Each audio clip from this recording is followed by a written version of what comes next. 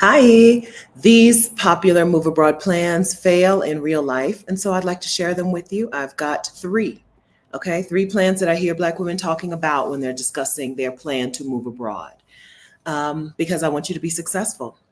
Moving abroad for you may mean going to one specific country, one specific city, and living there, and it may mean bopping around the world. There are quite a few women who have spent years traveling full time, including me, has traveled full time for 9.5 years so far, and is just now renting a place in Bogotá, Colombia. For this video, moving abroad can mean moving to one particular place or bopping around full time.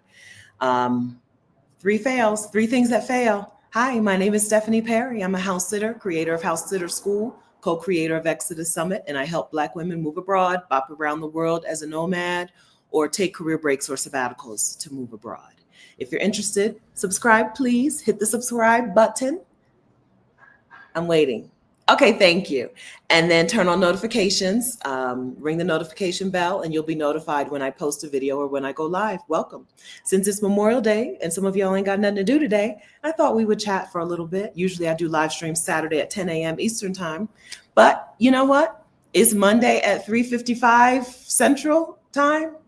It's still a good time to have a conversation. Hi, everyone. Hey, Carol. Hey, V. Lynn. Hey, Edith Donaldson. Hello, Benita.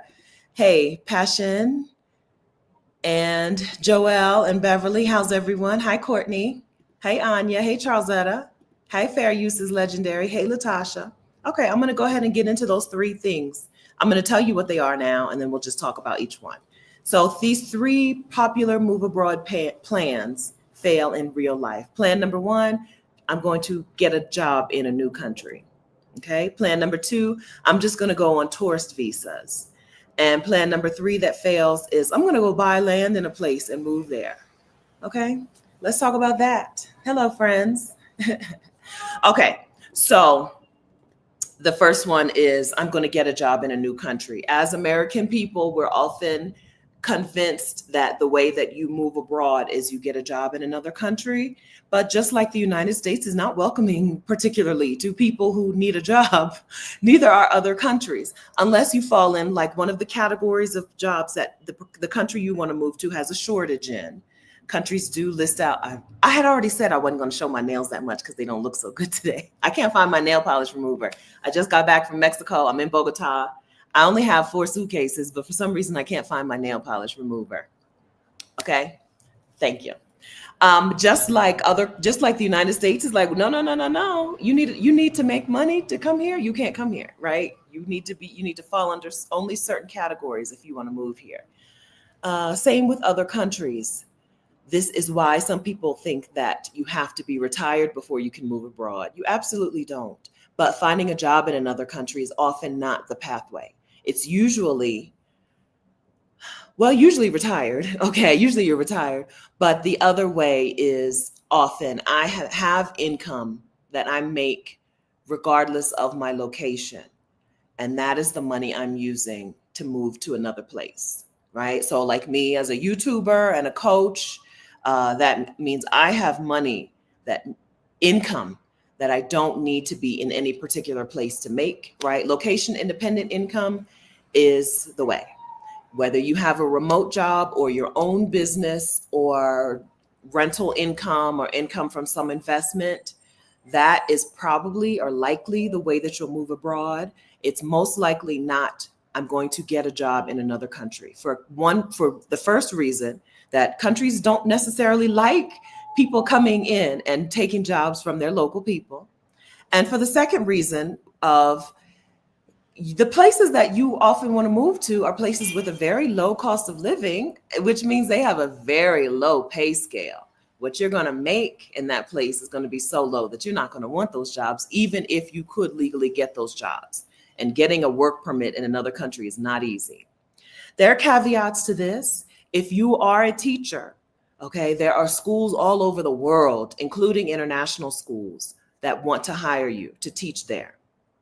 If you're a teacher, you have a special inroad to getting a job in another country, which is usually working at international schools.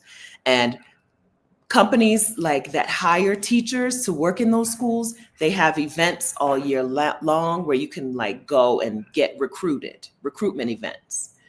Another exception is if you work for a company that has for an international company that has employees all over the world, you can often you can try to get relocated to another country, right? Sometimes the hang up for that is Black women don't like to get paid less than we're already getting paid, but we forget that our pay in the United States, let me think on how to say this. Yes, Black women are underpaid in the United States. And so hearing an employer say, we'll move you to Italy, your pay will decrease by 10% is shocking, alarming. We hate that. But remember that your costs, your expenses can be significantly lower because those places have a better social safety net. If healthcare is universal, that 10% that you're putting towards healthcare and future healthcare expenses, right, is just not going to be necessary. Going to a place with universal healthcare will change your perspective on how much money you need to retire, right? How much money you need for the rest of your life.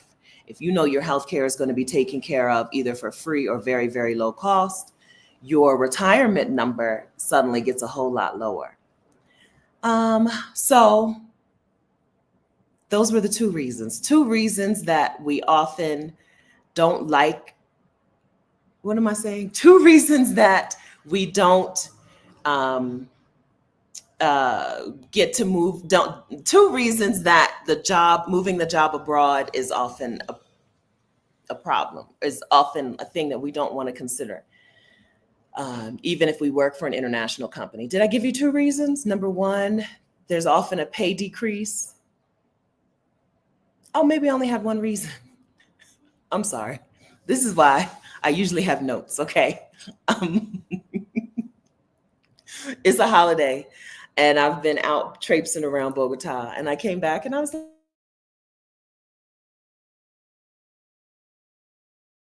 I won't think I'm ridiculous.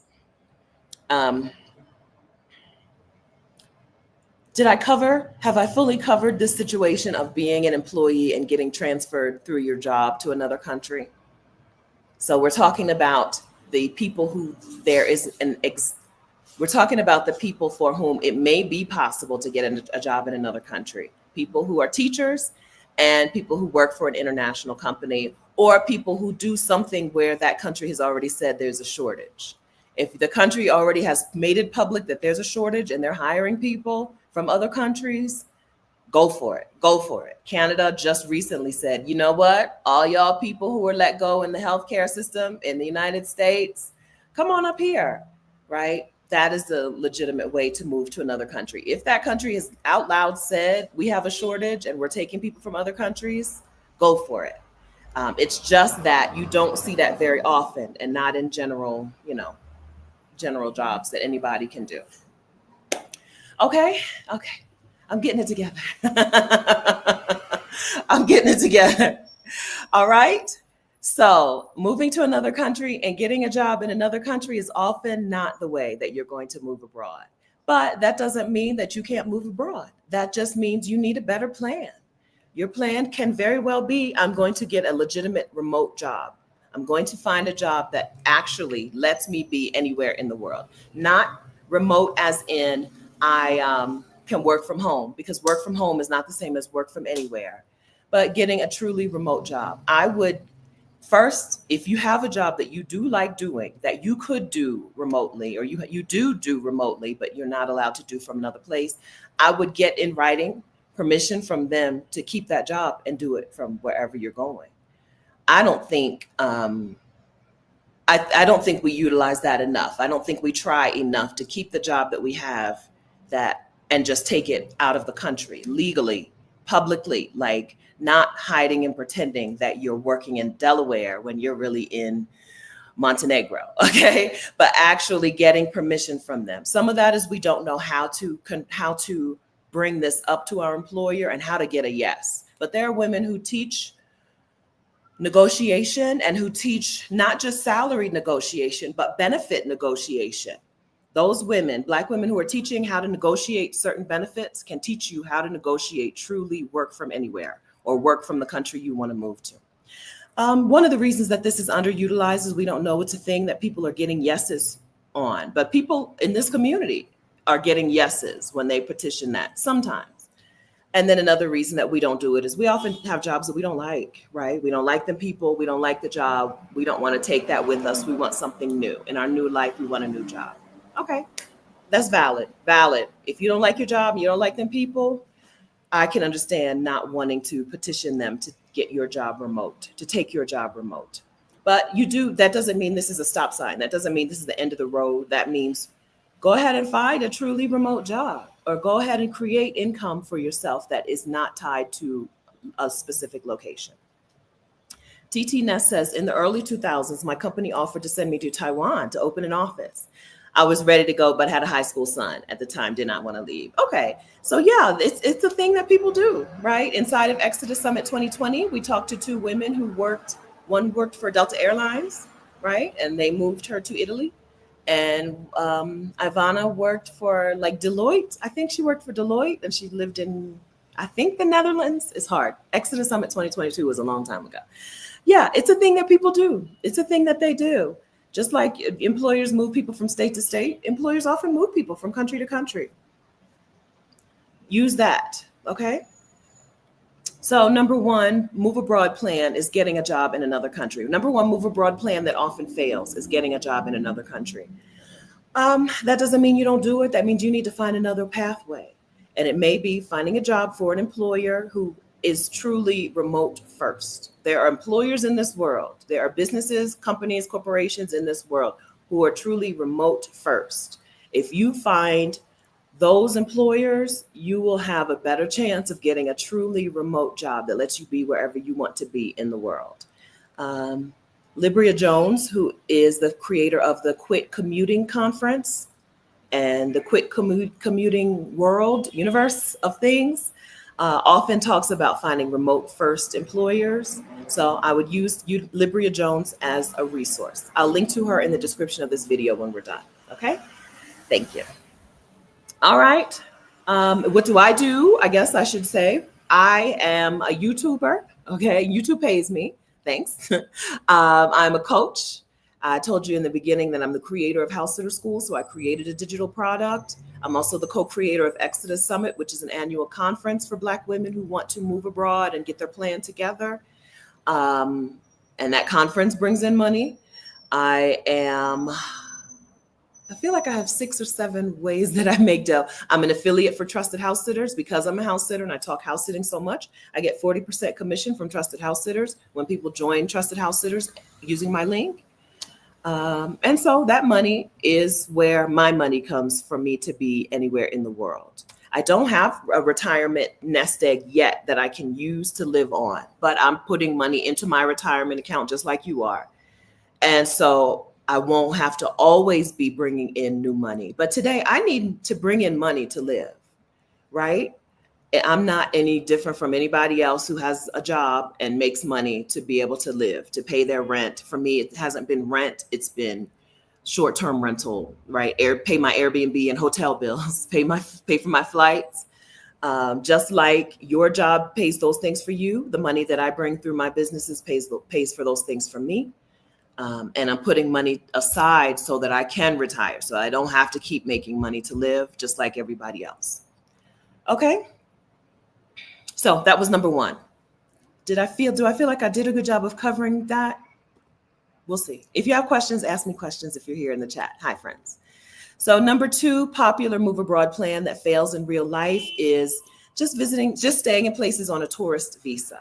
When you have an American passport or the British or Canadian passport, some of those, right? When you have a passport that has good strength, when you go to places, you're used to getting a decent amount of time. For example, flying into Mexico, you often, not always, but often get 180 days to visit Mexico. And there are people who live in Mexico and don't have legal residency in Mexico, which means that they're at the mercy of the person at the airport. That one person, not a whole system, right? That one person at the airport can decide, instead of giving you 180 days this time, I'm going to give you 7 days. It's a big mistake to move to a place and not have legal residency in that place. There are people who have apartments. You can get an apartment in some places without any legal standing, right? You give them the money, they give you the apartment. Apartment renting is different all over the world. And there are places where they don't ever ask you, are you allowed to live here? Right? Do you have anything more than a tourist visa? So it's possible to have a full apartment in a place with furniture, with all your stuff there, and still be on a tourist visa. Big mistake, because at the whim of an agent at a desk, you could be told you can only stay here for 7 days and then you need to get up out of this country. You don't want to live somewhere where you have to do a visa run every 7 days, where you have to leave the country every 7 days to be able to come back. So not having residency in a place is a big mistake. Now, residency requirements change all the time. Some countries' residency requirements change annually and then change also whenever they feel like it. So Mexico says right now, this is 2025, end of May 2025. Right now, to get temporary residency in Mexico, you need monthly income of about $4,300 per month, or you need to show assets of like cash money of around 70,000 US dollars in accounts, 1 or 2 bank accounts, right? That changes all the time because that number is based on Mexico's minimum wage. And Mexico's minimum wage goes up every year, unlike the United States. For the last several years, Mexico's minimum wage has gone up every year. And the US dollar to Mexican peso rating fluctuates by the day. So the amount of money you need to become a residency in Mexico is significantly higher than it was 3 years ago, significantly higher, right? And so if you want residency in a place, it's time to get on it now because I wouldn't expect places to get easier, especially not to Americans, right? As the United States government is becoming more and more contentious with people who have been our allies in the past, I would expect it to become harder and harder to get residency in those places. Just today, I got fingerprinted for my residency for my digital nomad visa. Pardon me. It's not a residency permit. It's a long stay visa, right? I just today got fingerprinted for my digital nomad visa in Colombia. There was a time when I thought Colombia residency would be in the bag. And now I'm like, I'm not sure what they're going to say. I'm not sure what they're going to say, right? Right now, all it takes is an agent being like, no Americans this week for me to be SOL. The good news is that I have residency in Mexico. I have 4-year temporary residency in Mexico. So I have a safety net. I have a backup or a plan 1A. But things are changing by the day, by the hour. So if you plan to leave the United States, I think it's time to go ahead and work on getting residency now. Even if you're not 100% sold on any particular country, if there's a country that you know you qualify for residency in, and you're willing to at least use it as a backup, as a plan 1A, I would get on it today. So like Panama says, if you have $1,000 of income for the rest of your life, like a pension or a retirement account or Social Security or whatever, or veterans disability money, if you're making $1,000 a month for the rest of your life, come on over. Be a resident of Panama.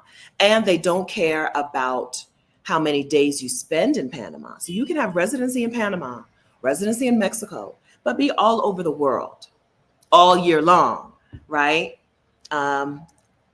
Portugal has a very strict number of days you have to spend in Portugal. So if you get residency in Portugal, which is a country I love, I call Portugal the love of my life.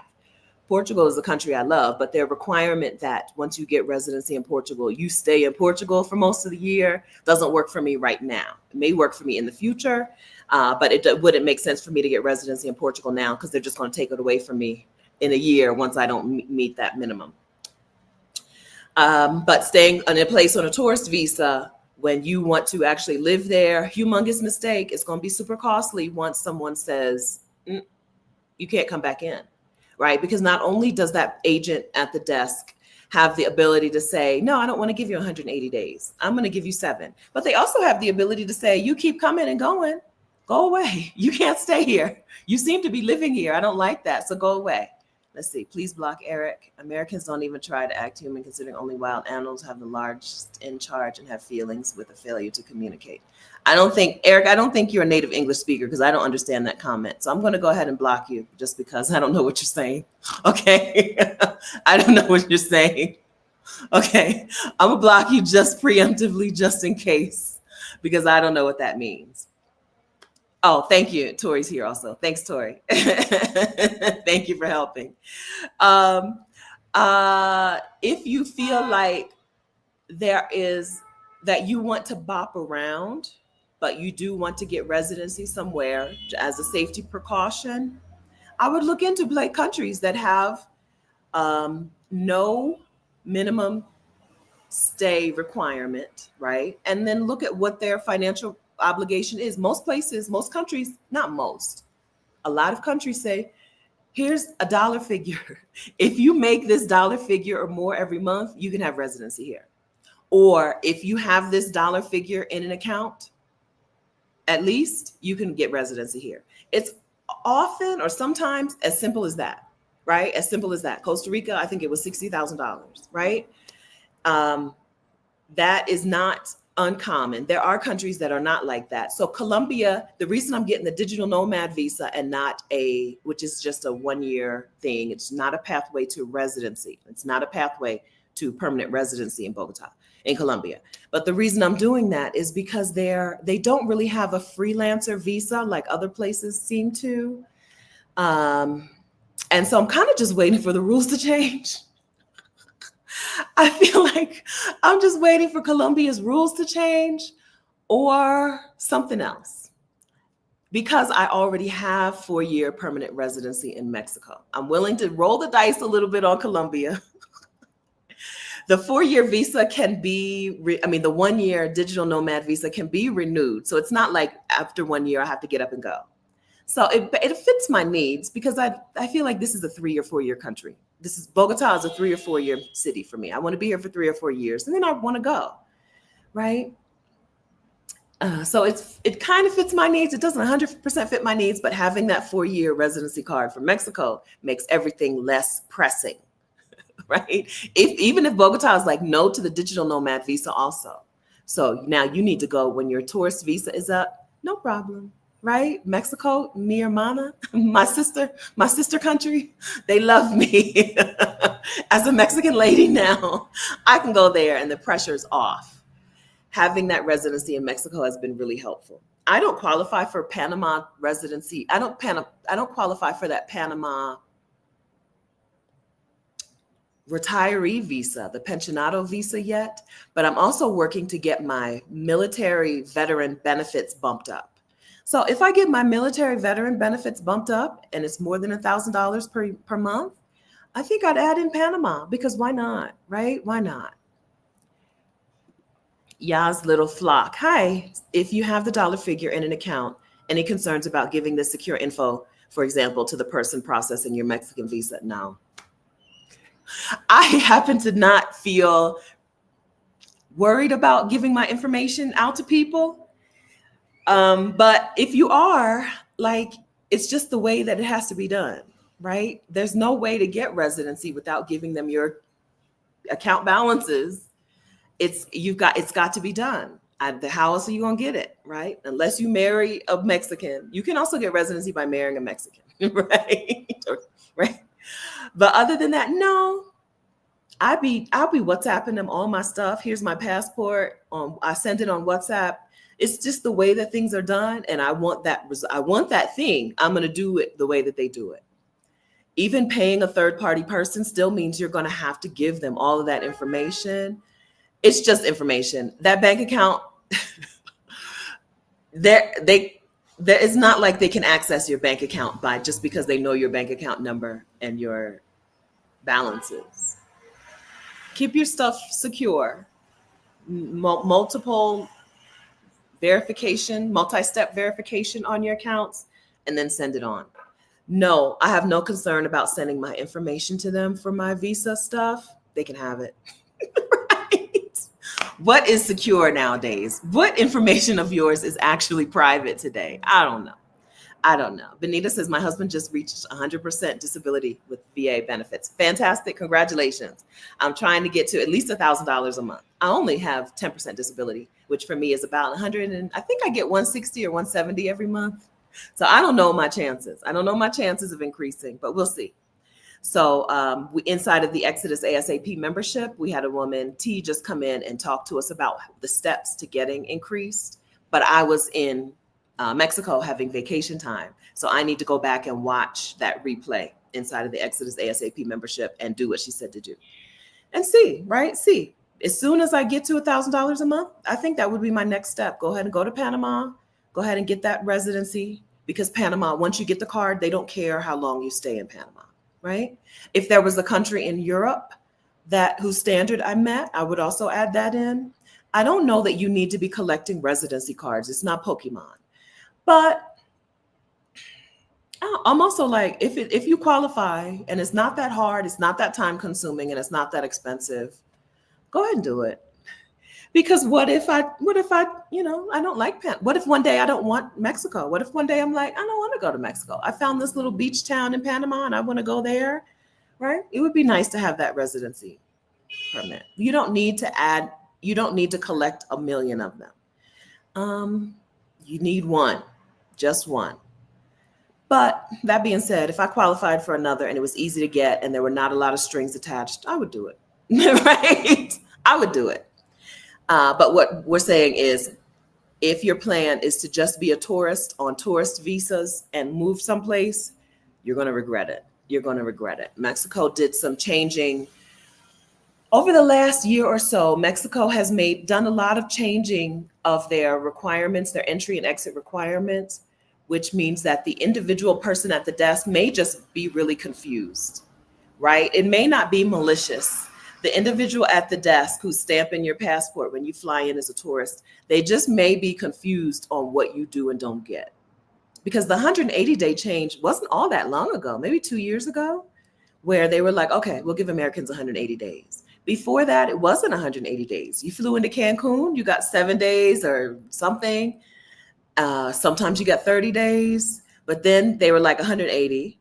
And now they're kind of like, it depends. It's up to the person's discretion. So that person may just be confused. And so you need some residency. If you plan to live someplace, you need to get a residency visa in that place. You need to be able to be allowed to stay there. The digital nomad visa in Colombia is 1 year. And like I said, it can be renewed. And I don't think I'll be in Bogotá for more than 3 years. So if I can only get the digital nomad visa, I can only get the digital nomad visa, but we'll see. I'll keep trying. I'll keep you posted. Like I said, I just got my fingerprints done today. All right. So the third popular move abroad plan that often fails for Black women is buying land in a country. I want to buy land someplace and move there. Girl, no, you don't. No, you don't. No, you don't. Let's see how many reasons you don't want to buy land in another country. Number one, you're never going to be able to sell that land, and your kids don't want it. Nobody else wants to deal with it. Number two, what you going to build on that land? Do you know any construction people? Number three, everybody who is possibly going to be able to get their hands on it is going to rip you off in a variety of ways. Number three, you've never dealt with their natural disasters or their whatevers. You don't know what you don't know about owning a home in that place. Mexico City is sinking. A good portion of Mexico City, as I've been told by Rashida and Adelia, is a built up lake bed, and it's sinking by the year. Like literally, you can see it. It's sinking. You absolutely do not want to go and buy a condo in Mexico City or a house in Mexico City without knowing things. So you are never, ever, it's never a smart idea to buy land in a place you've never been. But you'd be surprised how many people say, and the question they'll ask is, I want to go buy land somewhere in Africa. Where can I buy land? Like, girl, you haven't even been?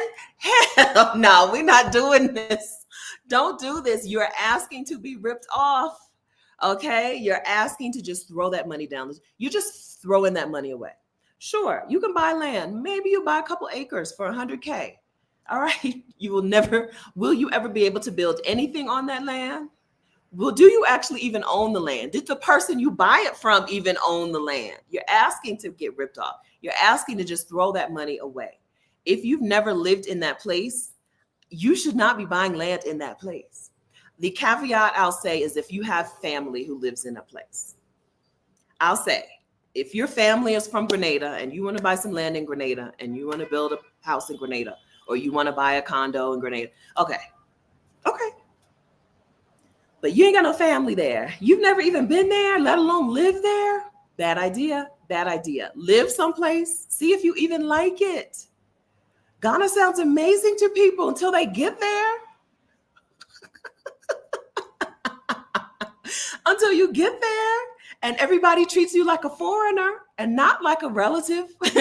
Everybody's trying to see exactly how much money they can separate you from. You need to be someplace, stay someplace, live someplace before you start talking about buying someplace.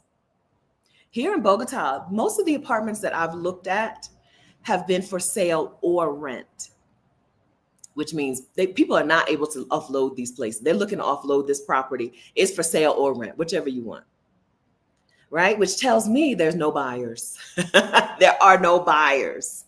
A lot of places don't have a middle class. Nobody can afford to buy that place from you. So you're always going to own it. It's not a pathway, a vehicle to wealth. Home ownership outside of the United States is not a vehicle to wealth. Okay? It's a vehicle to you being a landlord forever. And then your kids one day having to deal with that land that they didn't ask you to buy. They would rather have just had the cash. Thank you. Right? Is somebody else here? Wait, somebody else like the band?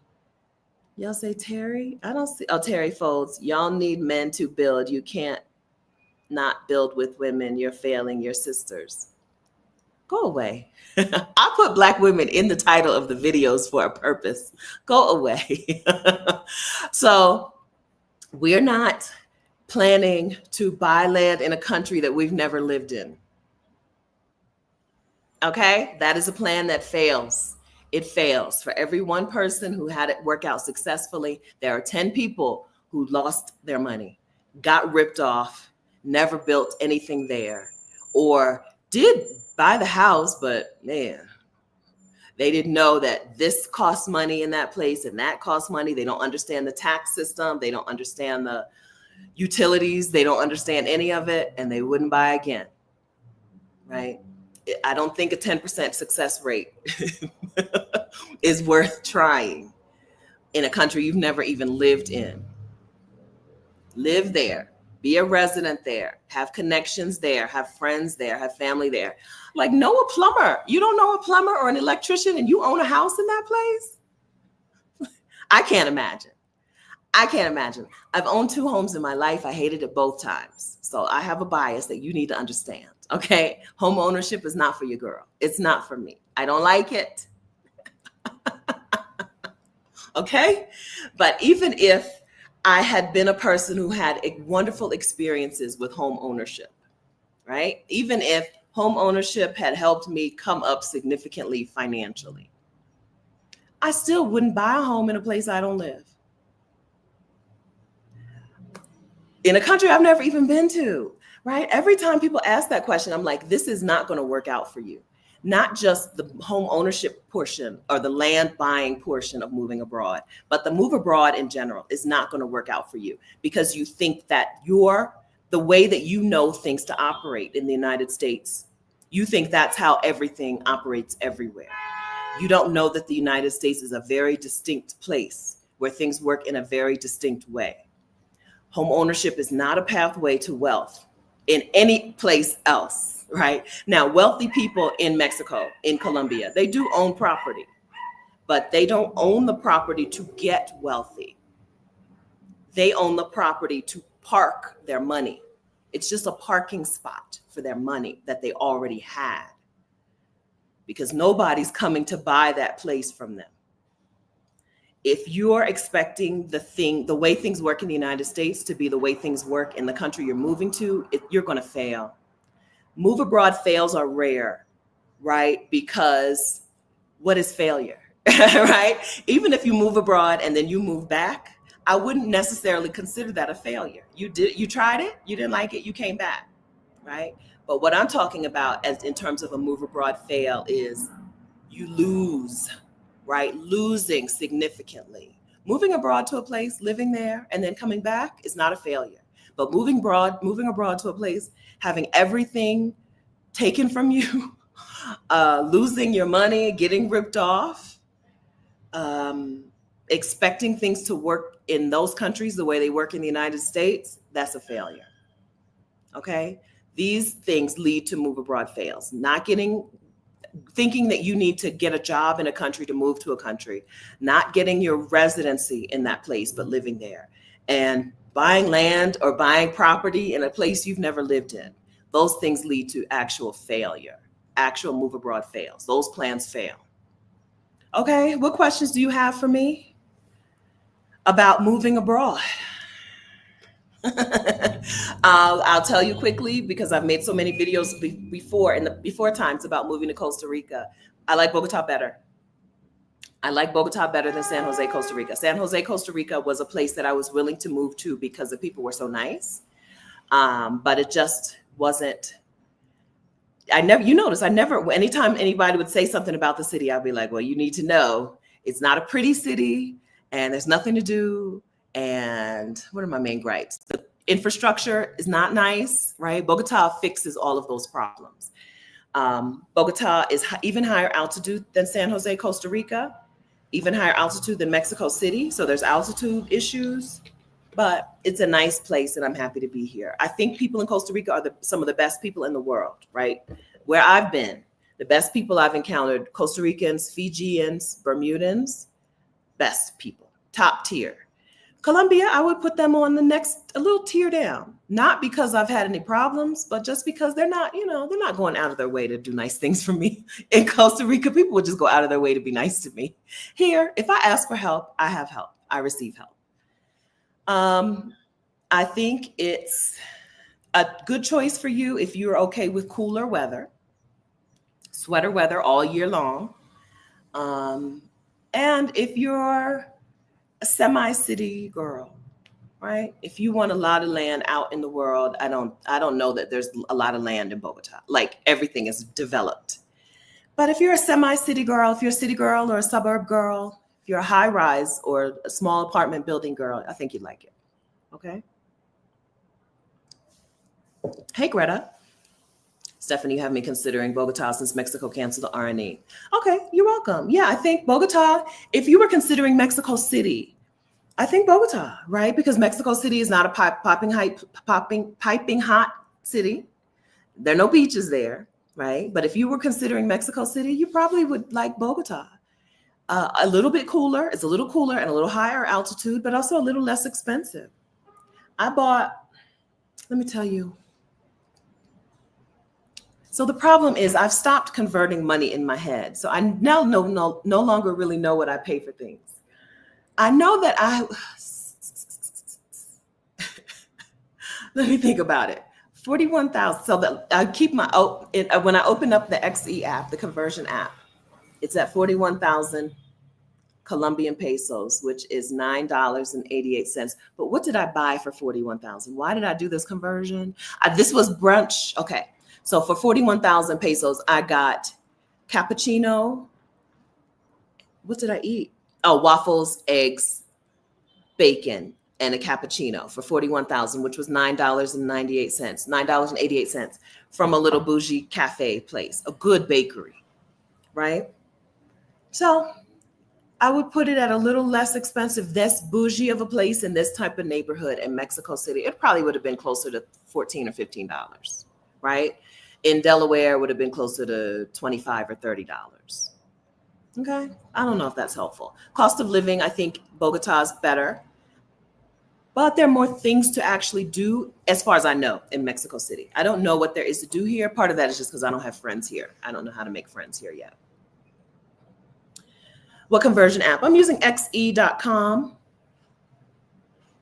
XE, you see it? xe.com, the blue one. But also on your calculator app on the iPhone, the calculator app, you can add in the peso conversion as well. You hit on the little calculator button and you turn on conversions, convert, and then you put the money that you wanted to convert. So I've just switched to using the calculator app. So this is an apartment. I saw an apartment listed from 4,600,000 Colombian pesos. It was 3 bedroom, 3 bath, small balcony, no real I want a terrace apartment. I don't know if I'm going to be able to. They exist, but I've not seen a terrace apartment. I've not seen an apartment that has everything, and I think the terrace might be the thing I have to give up. And maybe just a small balcony. But anyway, 3 bedroom, 3 bath. I'm in a bougie neighborhood for 4,600,000 per month, which is $1,120. I'm thinking about messaging that lady and going to see it. But on the other hand, I'm just going to wait. I'm going to wait until I get my residency, till I get my cedula, and then do it. I think if I wait, I can find what I really want. I want 3 bedrooms at least. I want a terrace. So here they do a lot of the apartments have a study in these neighborhoods anyway. So they're, aside from the bedrooms, they also have a study. So I could do a 2 bedroom because it's also going to have a study, an office. So I could do a 2 bedroom, but I'd like 3 because I expect to have guests all the time. Normally I say don't rent based on what other people are going to do. Just put them in an Airbnb when they come. But I do want to plan for guests. In my life in the future, I do want people in my house. I want it to be a home where there's always people here. So yeah, that was 3 bedroom, 3 bath, 2 balconies, not a terrace. And so no view. The balconies had full walls. So there was no view. There's a mountainside here where sometimes you can get a beautiful mountain view. So I was like, I think I can do better. And then also the kitchen was open, which I don't live in open kitchen life. I need a kitchen in its own room, right? I need a kitchen with a door on it. This was a full open kitchen, but that price was really nice. And everything was newly redone, which is sometimes great and sometimes not good because the newly redone floor was that grayish, like in the United States, everything is so gray now. That grayish looking laminate that's supposed to look like wood, but there's no such thing as gray wood. So why would you do that? So it's close. It's close. It was close. For that price, I could have been satisfied. Just put some rugs on the floor, girl. You'd be happy for $1,200 a month for 3 bedrooms in this neighborhood. It's still a possibility, right? Portugal versus Greece. I don't know about Greece's residency process. This is what I mean by you need to just figure it out, right? You need to find out. Go to their immigration website. Go to that country's immigration website. Portugal is very clear on how much money you need to make per month to get residency there. I don't know if Greece has that information out in the world.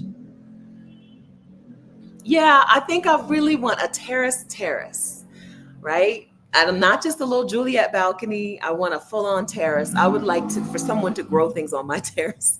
I don't necessarily want to be a gardener, but I wouldn't mind if someone else gardened on my terrace. Yeah.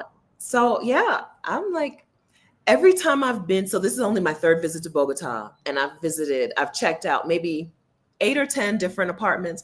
Every one I've looked at could be fine, right? Every apartment I've been to, one of them, the kitchen countertops were aluminum or very ugly metal, like industrial, like you see at schools. The rest of the kitchen is regular kitchen, but the countertops are industrial, right? Everything I've been to, it's been like really close. I'm like, all I need to do is I'll pay for better countertops or I'll pay for whatever.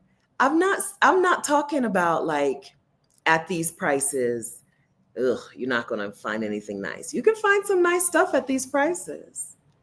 So it's been good. Lulu's Hues and Views. Hi, Stephanie. Have you heard of anyone having trouble being able to stay for 180 days on their first visit to Mexico? Sometimes when you fly in, that person at that desk doesn't give you a full 180 days.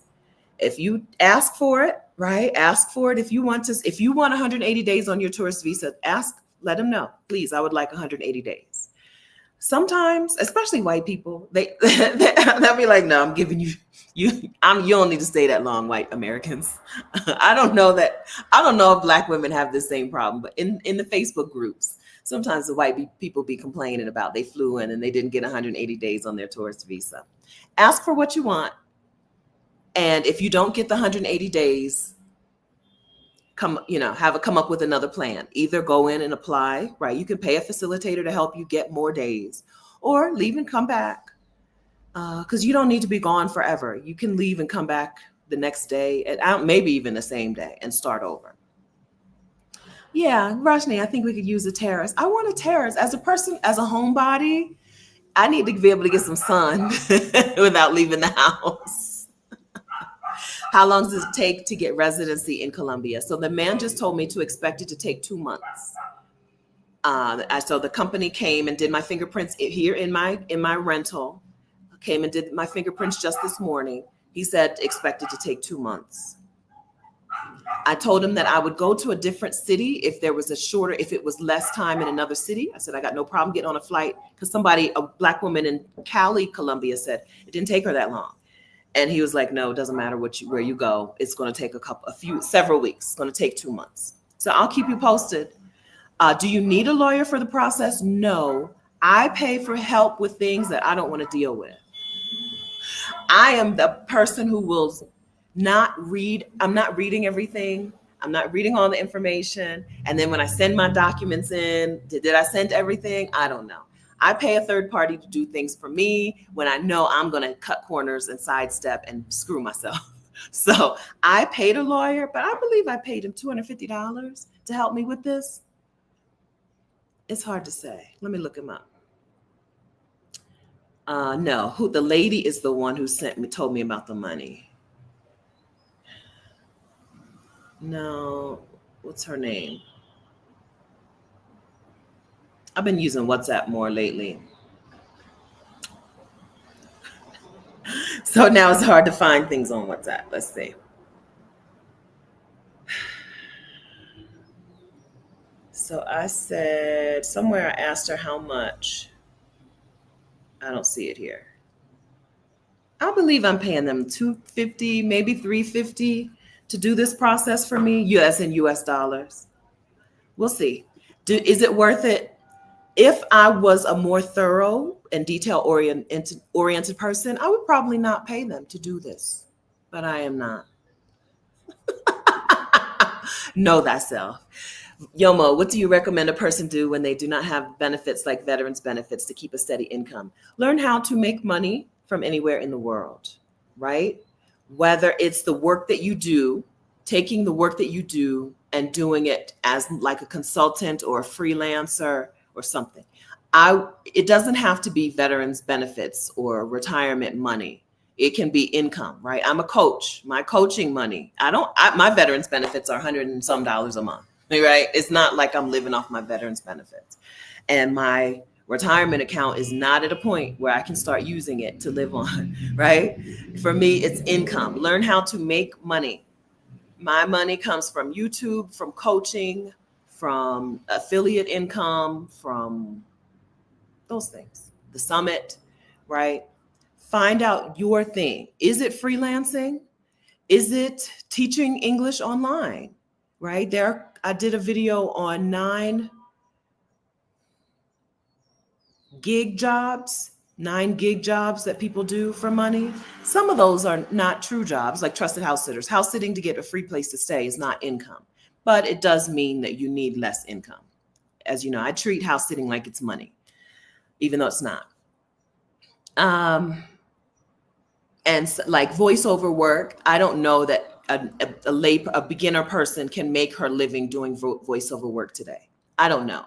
But I do know that people are teaching English online and tutoring people and things online, and they're making enough money to live their lives. When I was traveling full time in 2015 in Southeast Asia, a lot of the people that I met were doing that. Were teaching or tutoring English online through Cambly. Back then it was, I think, Cambly and italki, and then there were some other companies out there, right? $10 or $12 an hour. And that's when I started doing it too, briefly, because I needed to make extra money. $10 or $12 an hour for a life in Mexico City, it's probably not going to cut it. But $10 or $12 an hour in Chiang Mai, Thailand, okay, right? You may need to work 80 hours a month, 100 hours a month, right? To be able to live your life. $1,000 in Thailand, probably. But if you're making $10 an hour, you can do that. Okay. Yeah. I can't. Open concept is not for me. I don't like it. The one apartment that I looked at that was $1,100 a month, I was like, now, could I pay a carpenter to put one of those sliding walls in? Right? I'm like, I'll solve this problem for $1,200 a month for 3 bedrooms. I can solve the open kitchen problem. I don't think I can solve the no terrace problem, but I can solve that open kitchen problem. I think the open kitchen thing is the thing that I would be more likely to give up, because I think I could pay a carpenter to run in one of those walls, close that bad boy off for me. I don't live an open concept kind of life. Bonita, leasing or selling our U.S. home. We're moving to Portugal. That's up to you. They have pros and cons. It depends on if you want to be a landlord. It depends on if you know that you can get a renter or a buyer. It depends on if you can wait for the money or if you need all the money up front. Depends on if you own the home outright or if you still have a mortgage on it. There are a lot of question marks. We covered that in, I think, the very first month of Exodus ASAP. That was our coaching session. What are 7 or 8 questions you need to ask yourself to know whether or not you want to just sell your home outright or whether you want to rent it? Yeah, those are the things. Nicole, have you done any dentist or doctor's appointments or cosmetic procedures? I sure did. So it's starting to wear off. In Costa Rica, I did the dental stuff, but here in Colombia, I did Botox. It's starting to wear off. It's been 6 months, and they said at my age, Botox will start to wear off in 6 months. So my eyebrows, which are normally up here, for a while they were down here, and I did Botox, and it put them back up, but now they're falling again. Right? The Botox brought my eyebrows back up. So I did Botox and then the filler here because these lines were more pronounced. No complaints. I didn't do any research on my doctor, so I'm not going to refer you to her. Same with the dentist in Colombia. I just Googled, what did I Google? Dermatologist fillers, Bogotá. And I went to the first or second person that popped up. She happened to be within walking distance of where I was staying. So I went to her. I don't do research on things like that. I'm rolling the dice. So I'm not going to refer her to you. But you can find her. But yeah, I did that. No problems, no complaints. I paid $1,100. It was like 2 vials of Botox, 2 vials of fillers, and 2 vials of, or one thing was 1 vial. Filler, Botox, and Restylane. 5 vials, not 6. It was 5 vials of things. It was $1,100. I know I could have done it cheaper. Like I said, I'm in a bougie neighborhood. Most of the places I've stayed in have been within walking distance of where I am right now because I like this part of town. And this was walking distance to where I was staying in January. And I know I could have done it cheaper if I had done some negotiating or like looking for a cheaper place. But that's what I paid. No problem with it. Why not Medellin? Hey, Sandra. Medellin has a reputation. I haven't been to Medellin. Medellin has better weather, I've been told. Better weather. But it also has a reputation of being a place that Americans go to take advantage of people. And I thought maybe it would be nice to be in a part of Colombia that a lot of visitors don't go to. Because of the weather and the lifestyle here in Bogotá, it's not a city that's overrun with foreigners. I like being a place that is Colombia and not a whole bunch of foreigners. And that's what it seems like. Although yesterday when I went to brunch, the woman who walked past my table. I was like, she's American. And so I said hello to her in English, and we had a brief conversation in English. But Medellin, it was mostly just, I don't think I want to go there. There was no real reason. It was just the men, I know men on YouTube who go to Medellin to get them to take advantage of of women who have less. And I was like, I don't think I want to see that every day. Right? Just like in parts of Thailand. What's that? Pattaya? Like, just like Pattaya, Thailand. It looks like a beautiful place, but I don't want to see what Pattaya has become to people. I don't want to live in that. I just don't want to live in that. Nobody was moving to Bogota because the women they're not surgically enhanced that much. The weather's not nice. A man said Bogota doesn't have the weather or the women to attract a lot of foreigners. And I'm like, okay, I'm down with that. That's why I'm here. That's how I picked Bogota. Seriously. I'd never been to Colombia. I picked Bogota because I looked at the major cities. I want to be, I like to be able to fly in and out of places without a million flights. And I was like, might as well go to the capital where they're going to have everything I need. There seems to be there's more money here. There seems to be even more money in Bogota than some of the other cities. And I don't want to sweat. I don't want to be sweaty. So I didn't choose Cartagena because I don't want to be sweaty. And I didn't choose Medellin because I don't want to see everyday slimy American men. And that's it. Seriously, that's as much research as I did. Bogota looked pretty green. I'm not a city girl, so I need a lot of greenery. And Bogota's got a lot of greenery, lots of parks in between blocks. So it looked like, I thought I was going to like it. When I got here, I was like, yep, I was right. I do like it. Right? So that was as much research as I did. I figured if I got to Bogota and I didn't like it, I could try Medellin. I could try some other place. But I got here and I liked it. I got here, Rashida and I came here like a few days after Christmas. And so the city was really quiet and people were so extra kind to us. I feel like, I don't know. One woman, I was like, we need to go Google Bogota famous actresses, because why is she so happy to see us? We must look like some famous people here. After that, once everybody came back to the city, when the holiday was over, there was less of that. But in the beginning, I was like, this is like Costa Rica, where people are just so happy to see me. But now that everybody's back in town, it's less like that. But it's still a nice place. Right. Yeah, that was it. And I knew if I didn't like Bogota, I could try some other place. All right. My only concern is the weather. Yeah, it's cooler, but it's warmer than the numbers say. So the high, you'll hardly ever see the high above 70. It's always I've never seen it above 70 since I've been here. Maybe 72 one day. The high in Bogota is always in the 60s, right? But it doesn't get too cool at night. So the low is always in the 50s. Sandra, if you don't want to wear closed-toed shoes, I don't think this is it, right? Because that's probably more Medellin, where it's in the 80s at least. All year round, the high is great. There are, I think, 2 or 3 days out of the year when Bogota is in the 80s.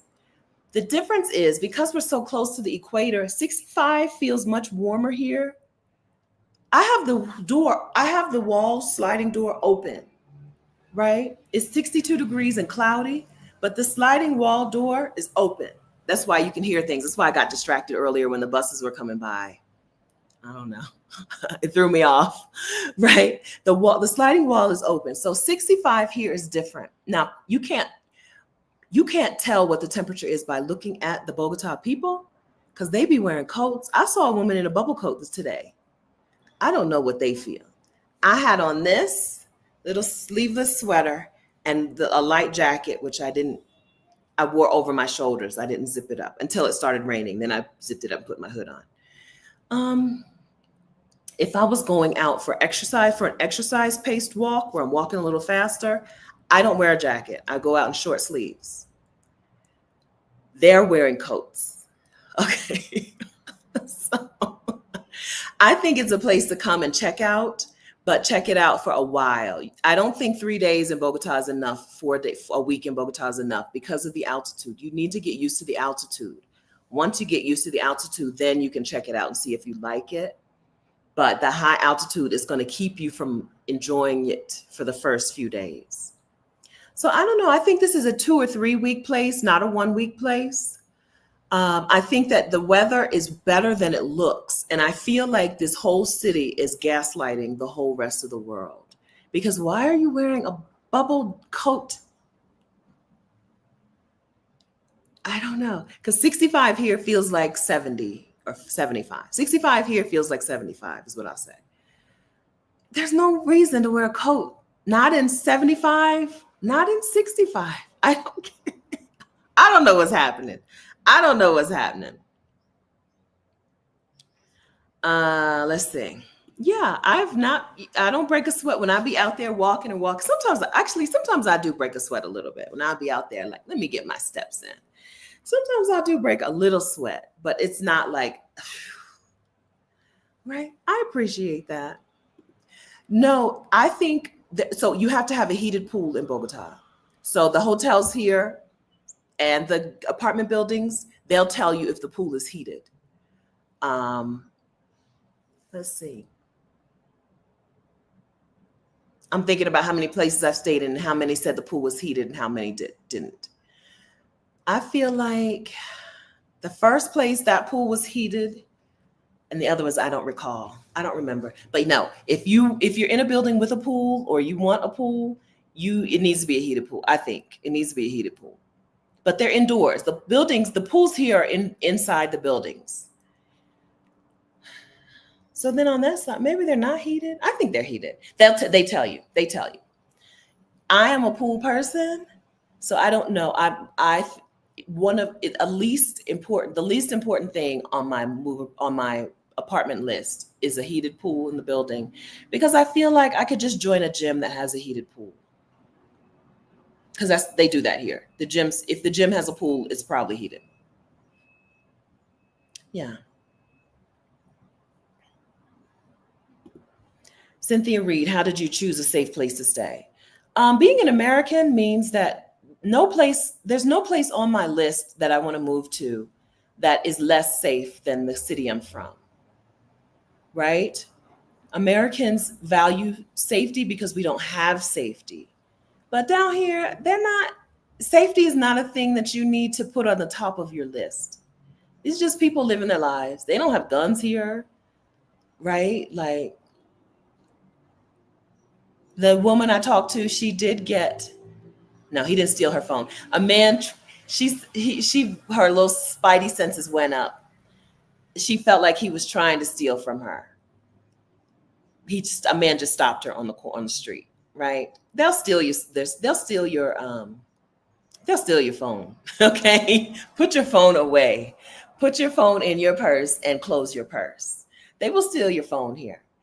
But in terms of the safety that we usually mean, that is a very American thing. Just like I said, buying a house and getting rich off of that house in several years is a thing that happens in America and America only. Okay. Getting shot, walking down the street, minding your business, that happens in America and America only. And so I have not looked for a safe place to stay because every place that I'm looking at is safer than the city I'm from. I do keep my phone in my purse. And today, when I walked back, I needed to pull my phone out to look where I was going, and nobody snatched my phone. But for the most part, I keep my phone in my purse and I lock it away. And that's it, right? I don't have to fear someone getting loud. You know this in the United States. Somebody gets loud in a place, and now you're like, now we got to be prepared to run. Right? I've never experienced that outside of the United States.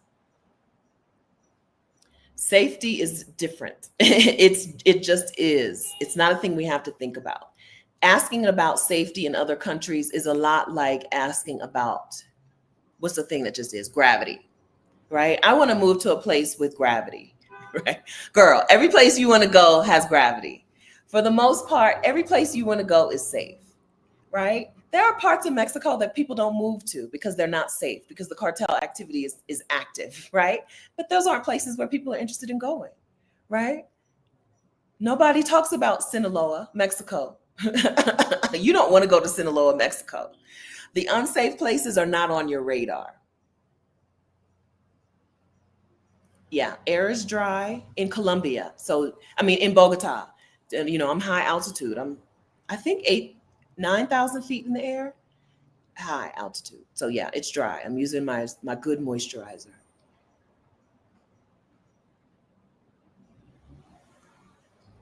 Yeah, you probably would need a bubble coat here, Sandra. Coco, girl, I don't know Celsius. I have no idea what the temperature is Celsius. You can look it up. You can Google it. I know, no idea. I would say 62 is probably around 15. Let me look that up. Convert 62F to Celsius. Oh, look at that, 16.7. Look at that. I've traveled enough to have some guests to be able to make a guesstimate. Yeah, so we're talking 16, 17 degrees high, but it feels more like was 75. It feels more like 23 because we're closer to the sun, because we're closer to the equator. The feeling of the temperature is different. The way it just feels different. Okay. Yeah, Anita said she saw that in Dalat, Vietnam. Yeah, I saw it in the Philippines. I'm like, literally, it's 90 degrees. Why are you wearing a coat? Right? She's like, I'm just wearing a coat because it's December. Okay, girl. I'm wearing a coat because I have one. Like, y'all, it's 90 degrees. Just because it's Christmas time doesn't mean you need to break out a coat. So there's places all around the world where you can't let other people tell you what the temperature is. You just have to experience it, because these people out here, they be covered up. I'm like, what are y'all doing? Even if it felt like 62, that's not bubble coat weather. Chanel says this sounds like a whole bunch of Black women crossing Bogota off their list. I don't know. I think a lot of Black women are tired of sweating. Right? A lot of us, we're tired of sweating all the time. Listen, I don't need that in my life. Yeah, we don't do air conditioners. There's none of that. I don't think I've stayed in a place that, except for the hotels, that had any kind of duct work, right? No air conditioner, no heater. All of the apartments that I've viewed have had a fireplace. So that's the thing they do here. Every apartment I've viewed has had a fireplace, even though the average low is 50 degrees at night. But I've not seen duct work for air conditioning and heating, right? Yeah. CK, are Americans targets because of an assumption that Americans have money? Yeah. People hear an American accent and they assume you have American money, American dollars. Yeah, that's all over the world. Yeah. That's everywhere you go. Everywhere you go. Anita says Americans are target because we walk around with our phones in our hand, not paying attention.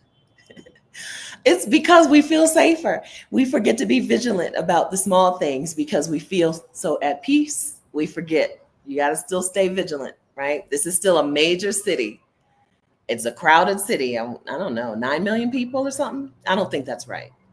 It might be 7.5 million people, maybe.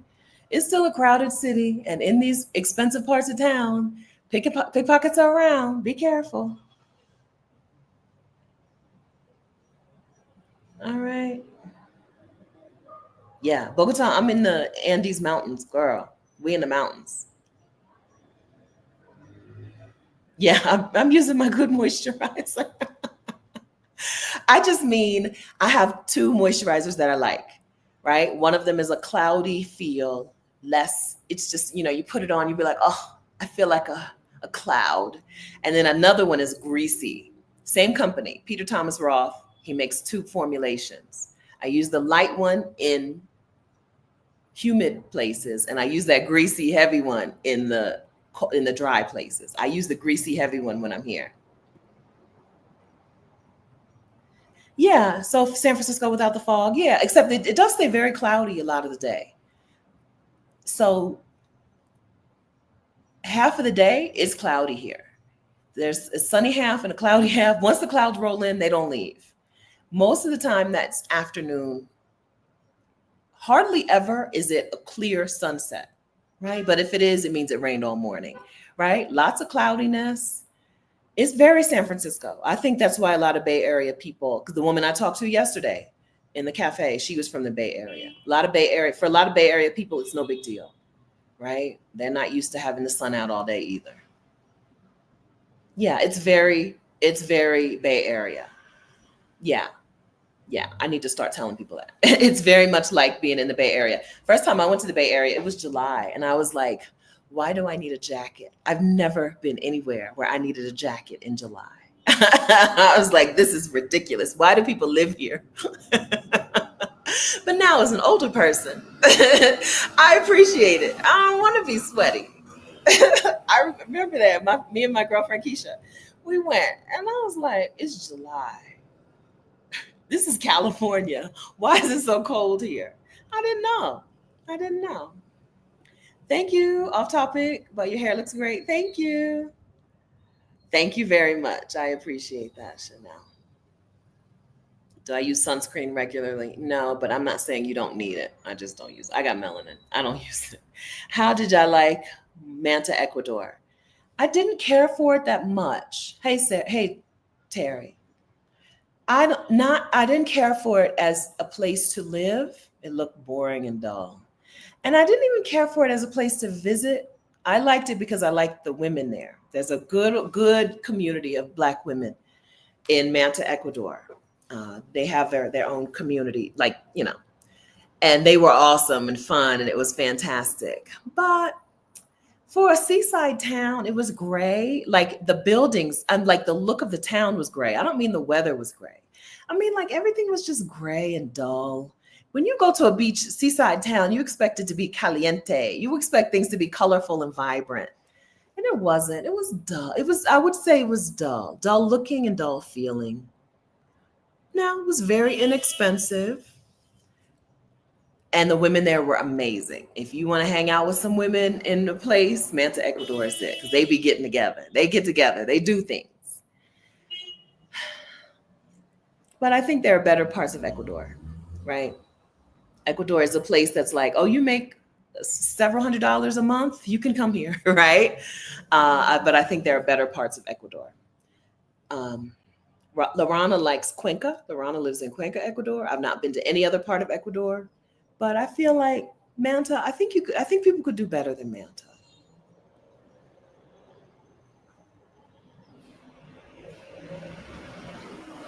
Marsha, I want 75 to 80 all year.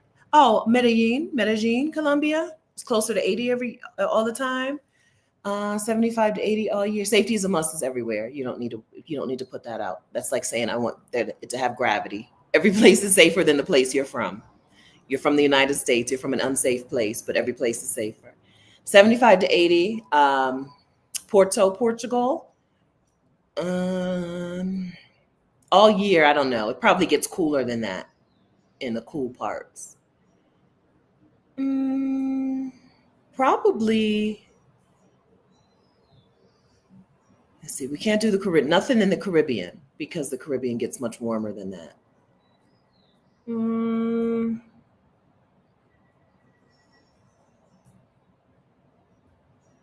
I'd like to give you one more choice, but everything I'm thinking, it's like even Chiang Mai, Thailand is warmer than that.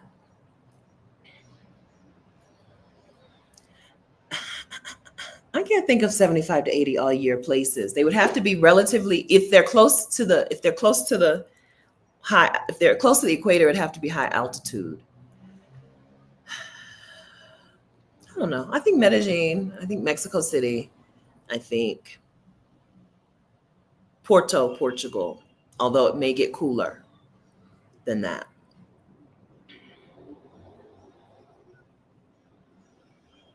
Yeah.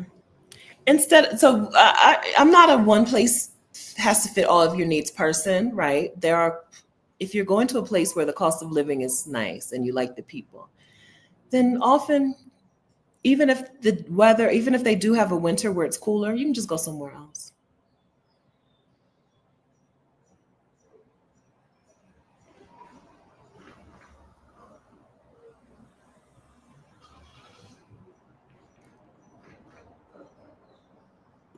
If you're from California, it's cold. No, this is very much like the Bay Area. Yeah, our pets living their best lives in Bogota. They sure are. So their dog walkers are a big thing here. So I don't, a lot of the, again, I'm in a bougie neighborhood. A lot of the wealthy people, they don't seem to walk their own dogs. They have dog walkers and they be out for hours, right? When I go to the park, the dog walker has walked them all to the park. He might have 10 or 12 dogs on his thing. And then he just lets them off and they just be living. They just be out here living. Yes. And then yesterday, Sunday, where I went for brunch and I talked to that lady from California, two, one woman had brought her dog in. The dog was wearing a dress, but the dog was on a leash walking. And then another came in. I see a stroller out of the corner of my eye. And I was like, I just see the stroller. Right. And then I look at the couple and I'm like, oh, they're not stroller age. These people are older than me. And then I look in the stroller and it's a dog in the stroller. So yes, dogs are living well in Bogota. I'm telling you, this is a part of Colombia where the people who have money have money. Okay. So they have their dogs in strollers. They have their dogs wearing clothes. The dogs have a dog walker. Dogs are living. Dogs are out here living.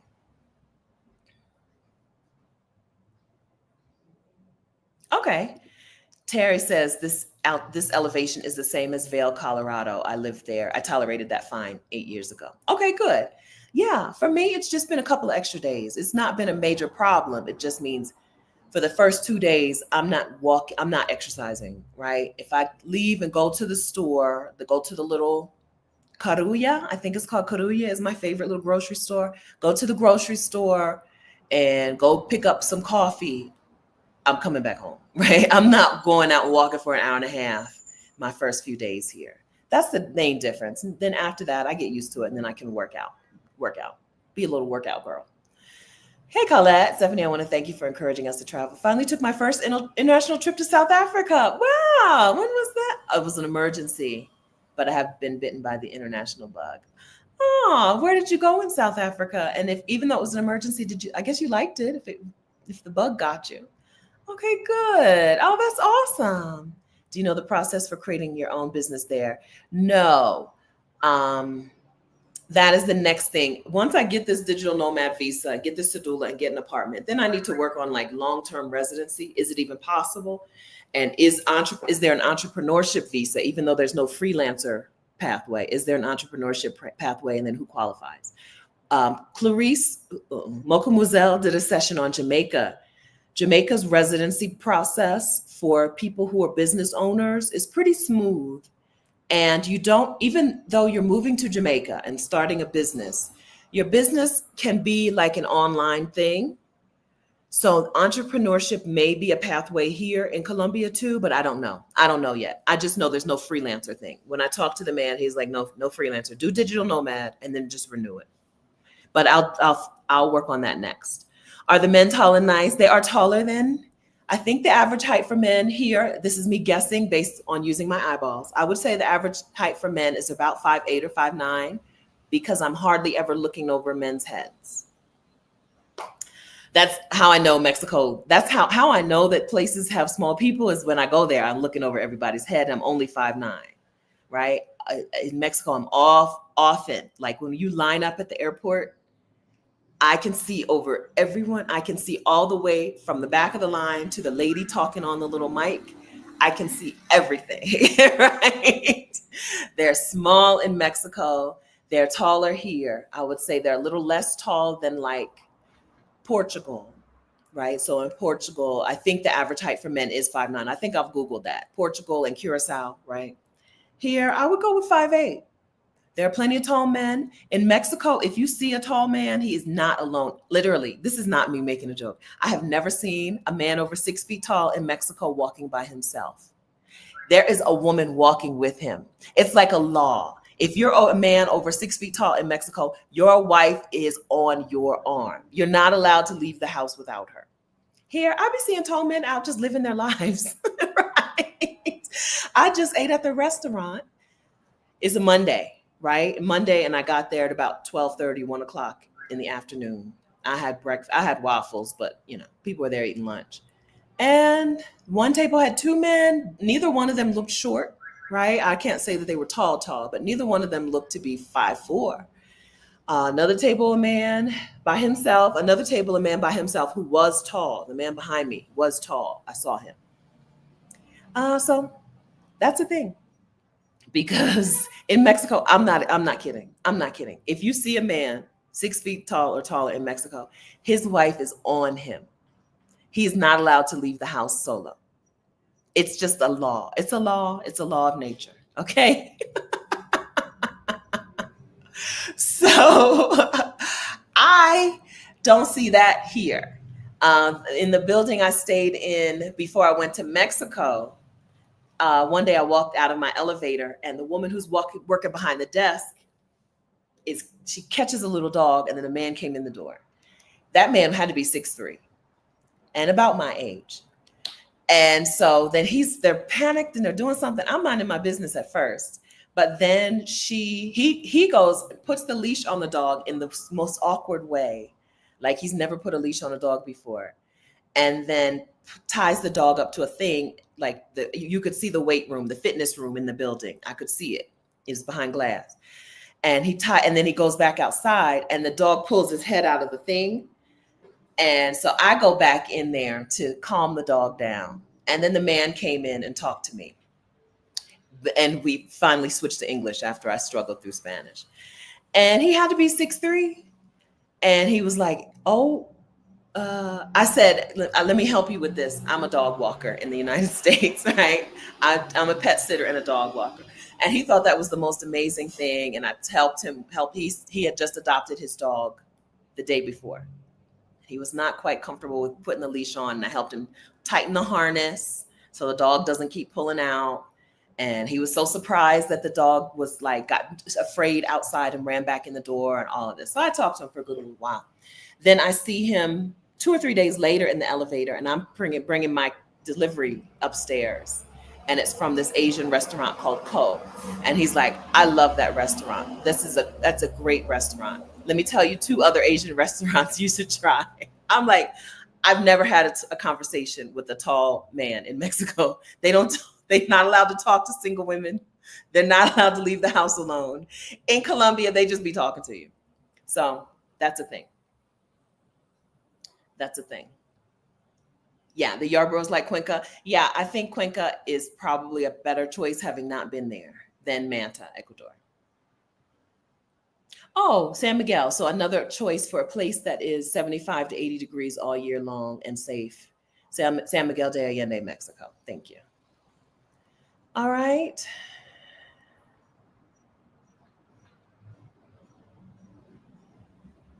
Best coffee. Oh, Colombia, Costa Rica, Vietnam. A lot of good coffee places. I'm hoping next year to get to Kenya or Tanzania.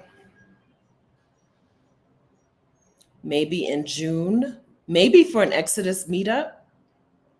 So I can compare those coffees as well. Where did I go?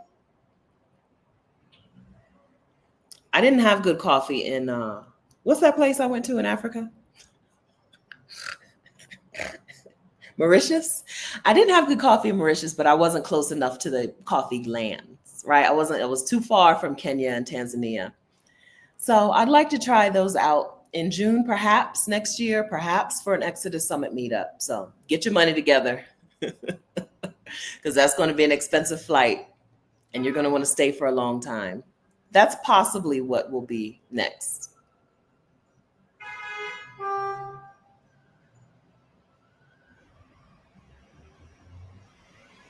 Anita said there's some place in Brazil that's mild all year round. Okay. Yeah, I would just Google that. Seriously, Google it. Neighborhoods with lots of walking distance parks, restaurants in Bogota. So in Bogota, I'm in Chico, with an X with the dash over the last O, Chico, and Rosales, and anywhere if you're within 2 kilometers of Parque 93, then you're there. Right. If you're within maybe 2 to 4, 2 to 5, 2 to 10 kilometers of Parque 93, you're in a really beautiful part of Bogota with lots of cafes and restaurants, parks everywhere you look, greenery. Parque 93, I would say, is the center point of bougie Bogota. Parque 93. There's also Parque Vere, which is much longer and narrower and much bigger. They're very close. Parque 93 is on Calle 93. Parque Vere, I believe, is on 86 or 88. So we're only talking a few blocks up. If you're within walking distance of Parque 93, you're in walking distance to anything you could want in Bogota.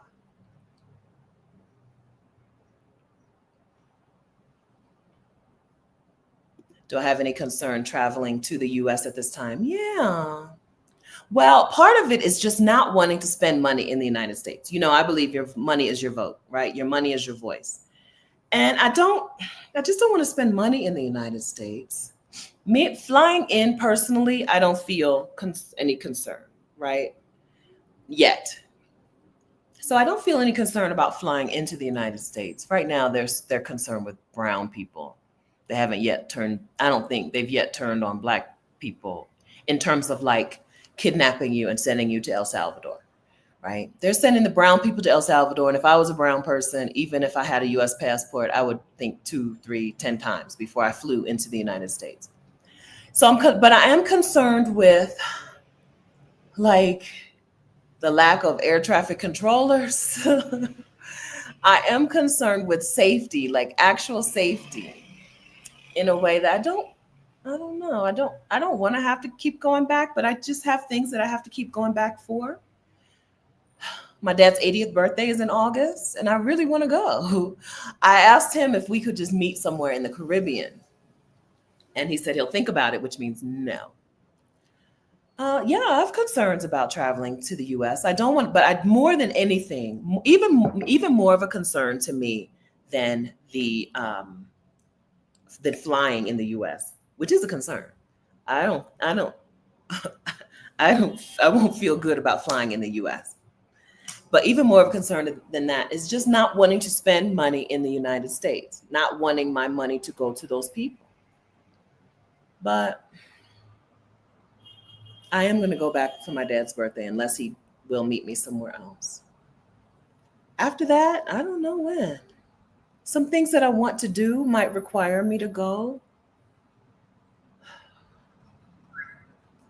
But for the last, I don't know, since 28, no, maybe 2020, I've summered in the United States, right? Since 2020, I've spent my summers house sitting in the United States, right? Go to a house with a nice swimming pool and house sit for the summer. I'm not doing that. I didn't do it this year, and I don't expect to do it next year or the year after that or the year after that. So I'm spending a lot less time in the US, but I'm in a mastermind, I'm in a coaching program, and those mastermind retreat sessions are in the United States. I wish they weren't, because the host lives in Puerto Rico. Girl, just bring it. We'll come to Puerto Rico. It costs less to come to Puerto Rico for even people who live in the US. It costs less to come to Puerto Rico than to New York City, right? Staying in a hotel if everybody's in a hotel in New York City, they could fly to Puerto Rico and stay in a hotel in Puerto Rico for that, or Airbnb. Yeah, so those are my concerns. My concerns are air travel, unsafe. At some point, my passport won't mean anything, just like a passport means nothing to a brown person, and to a Latino person, and not want to spend money there. It's not a safe place. right? Bogotá, Colombia is a safer place for Black women, for American people, for Black American women than your own city. It's safer here. I have peace here. I don't have to consider, I don't pass a police officer and feel any kind of feelings. I keep moving around on this sofa. I'm gonna have to turn this. This painting is ugly. I can't stand the painting behind me. I may go buy some. I'm only here for 3 weeks. I think I can suck it up, but I'm also tempted to go buy another piece of art for here. Yeah, I feel safer and more at peace and more comfortable and more at home here in Bogota, even though I don't even have friends here. I don't even know anybody here. And I barely speak the language, right? I'm probably speaking like a 3-year-old now. Everything is present tense. I can only do things in present tense, but I have a decent vocabulary. And I can understand at a decent pace. I hardly have to ask people to repeat as much as I used to. And still, I feel safer. I feel more comfortable. I feel more at peace. I feel happier here than in the United States. I don't have to look at people and be like, ugh. Now, what are they about to do? Yeah, that's it. I didn't do my half marathon, Nirel, and I just looked at the next year's one in Bogota, and then I was like, oh, but you haven't started training for that either. I don't know. I haven't given up, but I've been I've not been on it at all. Tori says, don't skip out on the short men, for real. Okay? She's a therapist. She wants us to be happy. The problem isn't, I'll say this as a 5'9" woman. For me, the concern isn't necessarily my concern. It's the way short men act with you. I've dated men who are shorter than me. They can never get over it. Black men, I don't know about other men, okay? I know dating a short Black American man is not good because they will do everything they can to knock you down figuratively to their size. It's the men, okay? It's the men. I've done it, right? I've done it. I've dated men who are significantly shorter than me. I've dated men who are like, nobody would really know if you didn't say anything shorter than me. They can't get over it. I'm only 5'9". It's not like I'm 6'8", right? They cannot get over it. In their minds, all they want to do is knock you down. It's not a me problem. It's not a woman problem. And so why would we continue to subject ourselves to that? That's been my personal experience. I don't want to keep subjecting myself to a man who thinks it's his responsibility to put me in my place. That's been my experience, not just short men, right? Lots and lots of Black men have made it their business to make sure I don't feel too good about myself. When a woman who is single, now when a married woman talks about men and Black men and whatever, I'm like, she just don't know, right? What does she know? She's not out here dating. But when a single Black woman tries to push me into dating Black men, American Black men, I'm like, she hates me because, or she's not come across as self-secure and self-assured as I have. Because I am self-assured, all my experience as a single woman dating is that men feel like it's their responsibility to take some of that from me. Tell me why I shouldn't feel too highly about myself. And so I've opted out of American Black men. Do what you want. Live how you want.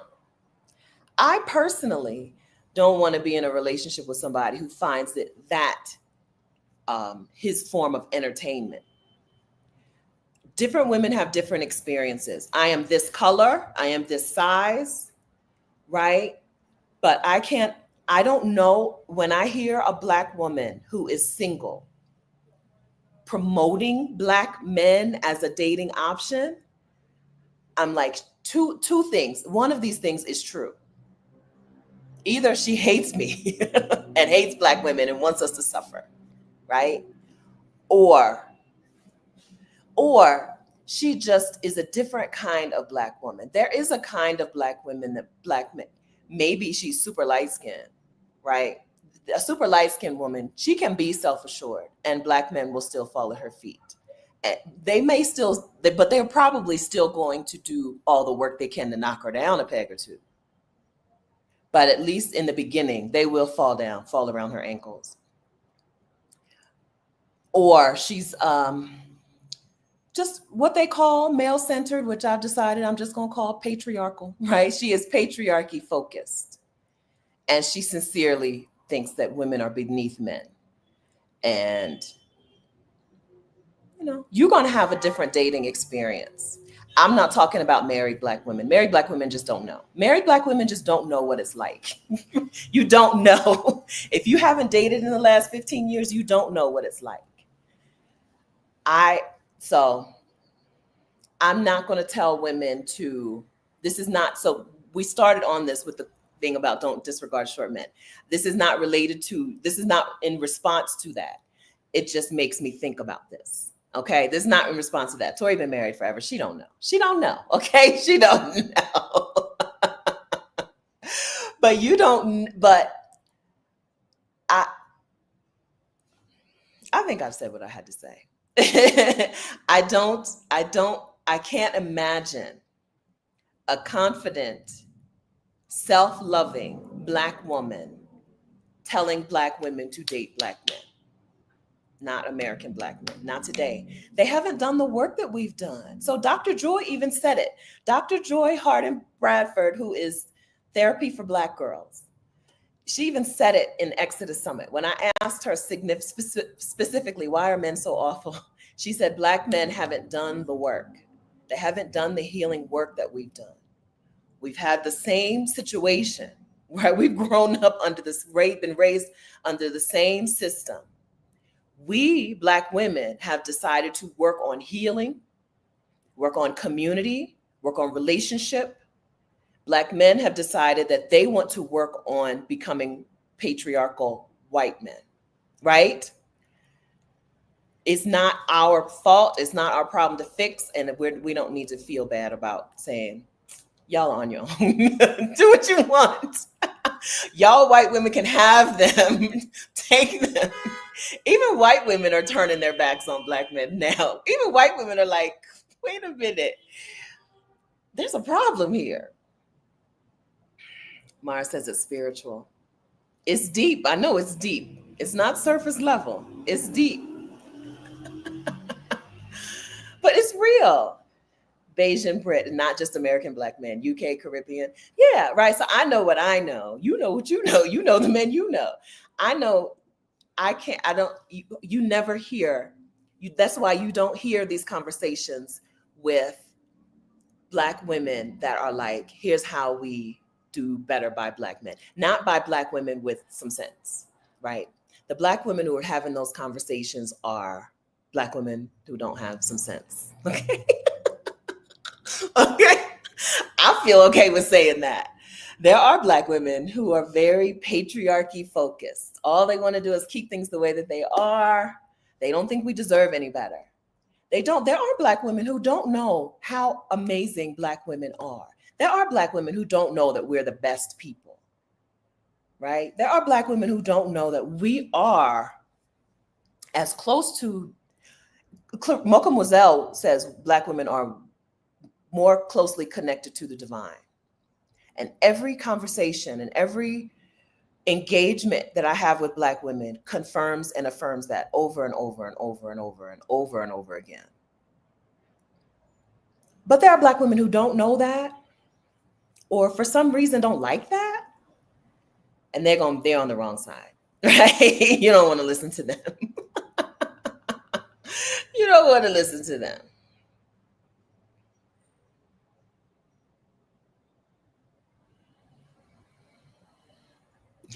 High five. My 70-year-old aunt tried giving me dating advice. I'm 55. Was the flower girl at her wedding. I had to respectfully remind her her last date was in 1970s. Right? You don't know. They just don't know. They don't know. They don't know. Right? I can't remember. I dated one man who was a therapist. I dated one black man who was a therapist. Good communicator, good to women, actually liked women, actually liked black women. But other than that, right? That's one man that I dated in 51 years of life who I would be like, oh, sure, friend, you might want to meet him, right? The rest of them, no, girl, no. I wouldn't wish them on anybody. They might be cool to chill with, but you don't want a relationship with him. No, girl, don't do it to yourself. Flutter by PNW says things haven't really changed. Yeah, as a dark-skinned woman, we have to be careful. Absolutely. There's a difference. So we see a lot of dating coaches, women dating, I don't know if they call themselves dating coaches, relationship coaches. But a lot of them are light-skinned or biracial. If they're black women, they're light-skinned or biracial. I'm like, girl, you should go away. Not go away because you're light-skinned or biracial, but go away because you have no clue, right? You have no clue. You can't give dating advice to somebody on my side of the paper bag test, or even darker. You go away. You don't know. Give advice to somebody else, right? Where are the dating coaches who look like me? That's a different story.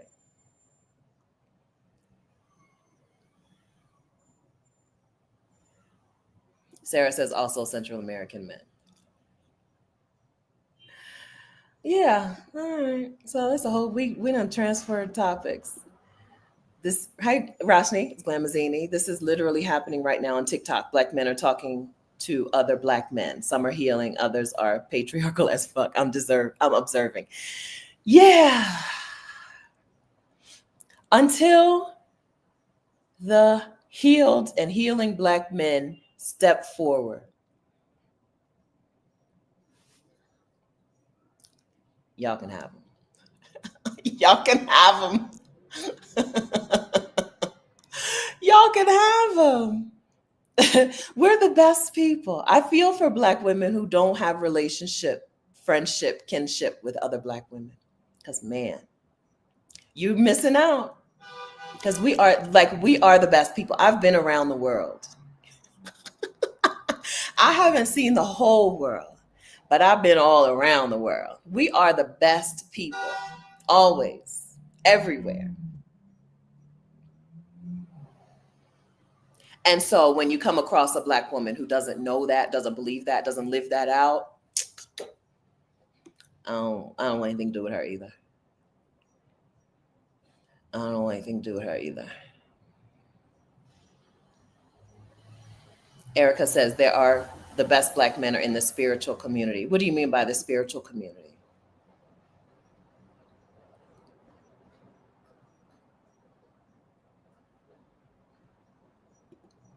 Hello, my messy, perfect life.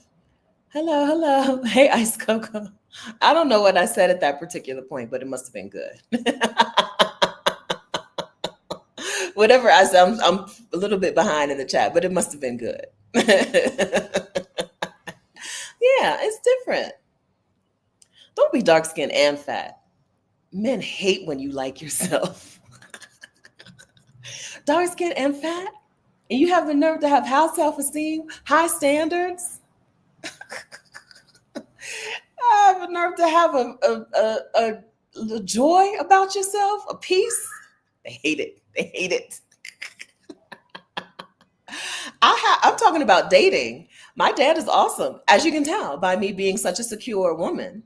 My dad is an awesome person. My cousins, my brother, my uncles, most of my uncles, right? I'm talking about dating black men.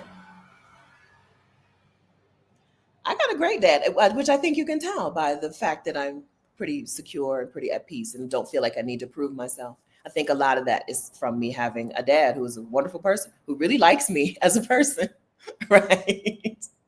And who raised me to like myself and to not feel like I needed to look outside of me, right? That's a result of me having a dad who's awesome, fantastic. But we talking about dating, okay? I think that should be clear. I say this often. I don't have black men who are either not related to me or black men who are not related to me and are straight would not help me if I was on fire, right? Would not they would not don't acknowledge me even here in Colombia. So I went out to dinner with a couple of black women from the United States.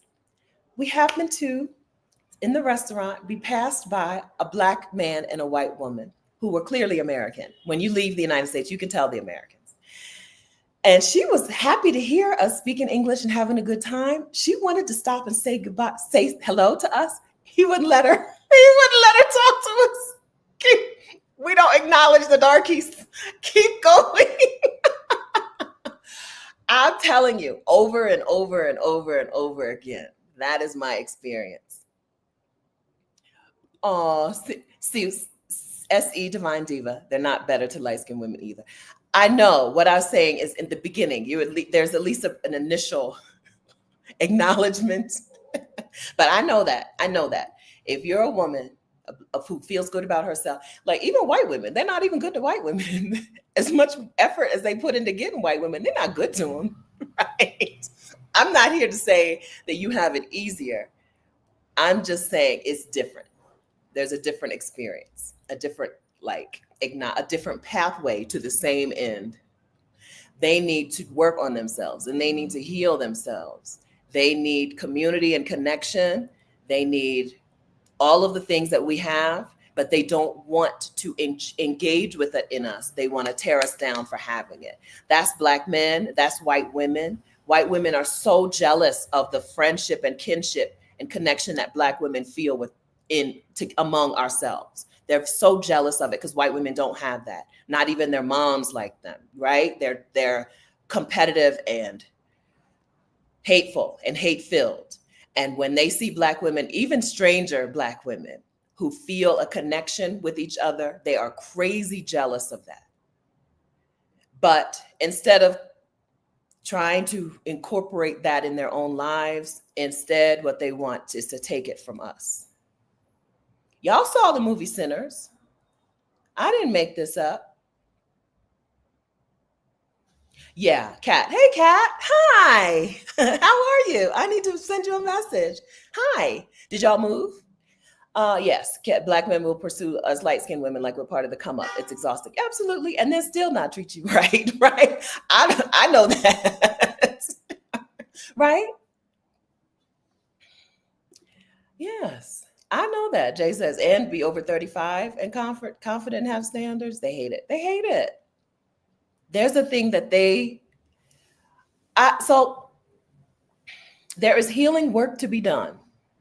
They didn't want to do it with us. The ones who do want them to, the black men who do want them to do that healing work, they don't want to listen to them. I don't know what the outcome is going to be. I think black men feel like they can breed their way to success, right? Breed their way to whiteness. And so they're going to try it that way, right? They're going to try it that way.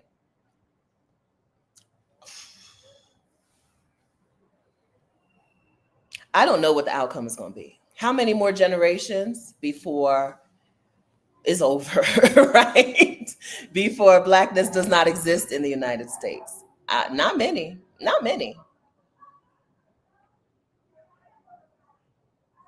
Yeah, the one, yes. My father and grandfather raised secure women also. Yeah. I think it's clear when you see me that I'm a result of that, right? Of a loving and nurturing family. I'm the result of that, right? I'm a result of that, and there are people who hate that about me, right? There are black men out there who hate that. Hate that I've been so unconditionally loved and nurtured and poured into. and will not settle for less than that. Right? I am a very loving person. I'm a Cancer. And when astrologists talk to me, they're like, I see it, right? The love. Cancers are the love of the zodiac. We are love. I got it to give, right? I don't just receive it, I give it. And there are people who hate that. Hate that. Okay. Okay. Hang it up. Sagittarius says, hang it up. Some things make me laugh. You can hang it up. Yeah. Yes. Hello, 5'9" squad. Magic Hampton. Hi. Yeah. So inside of the group for Black women in Colombia that I'm in on WhatsApp, one of the women said she just got out of a relationship and where can she find Black men to date? She's in Colombia. And they were like, she was specifically asking about American Black men because American Black men love Colombia. They love to move to Colombia, right? And the women were like, girl, focus on yourself. Okay. Black men who move to Colombia are moving to Colombia to date Colombian women, right? We may have moved to Colombia because we want good weather and lower cost of living, whatever, right? I want a 3-bedroom apartment for $1,100 a month, right? They moved to Colombia specifically to get and take advantage of less financially able Colombian women specifically. So they were like, girl, focus on yourself. Okay.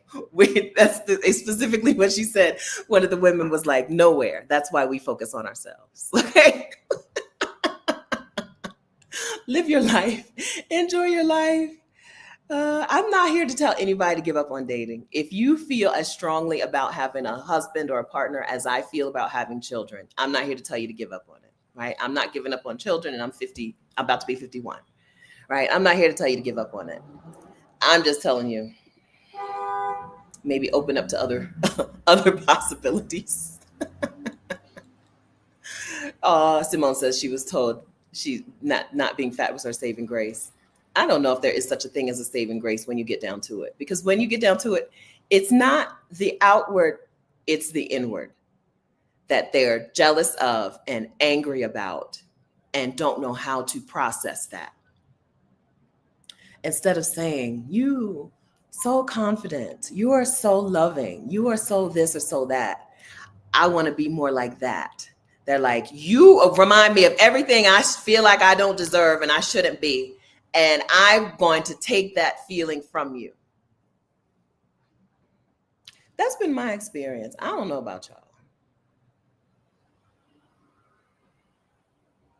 Yeah, Greta says, and then they want to make you feel bad. Greta has a doctorate. Make me feel bad because I have a doctorate.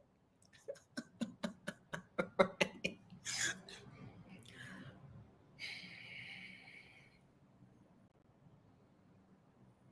Yeah, so yoga bliss dance. So this is what I see when I see people talking about dating and stuff.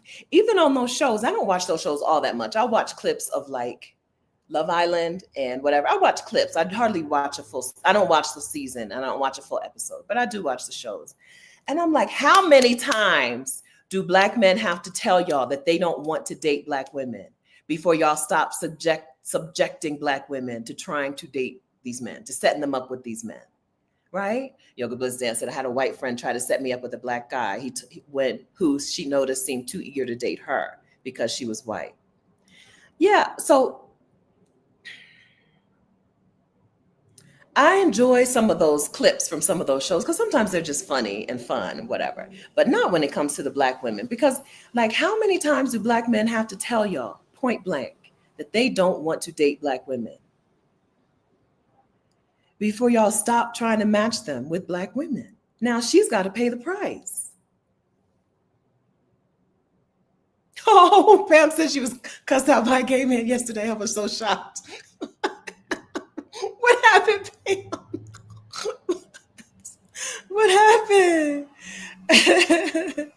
What happened? Yeah. Okay. So what you're seeing in this chat is I didn't make this up. Okay. Those of you who think I've made this up because I have an agenda, You see, I didn't make it up. It's not just me, Shayla. So it's not just me then. It's not just you either, girl. It's us. It's us. Okay.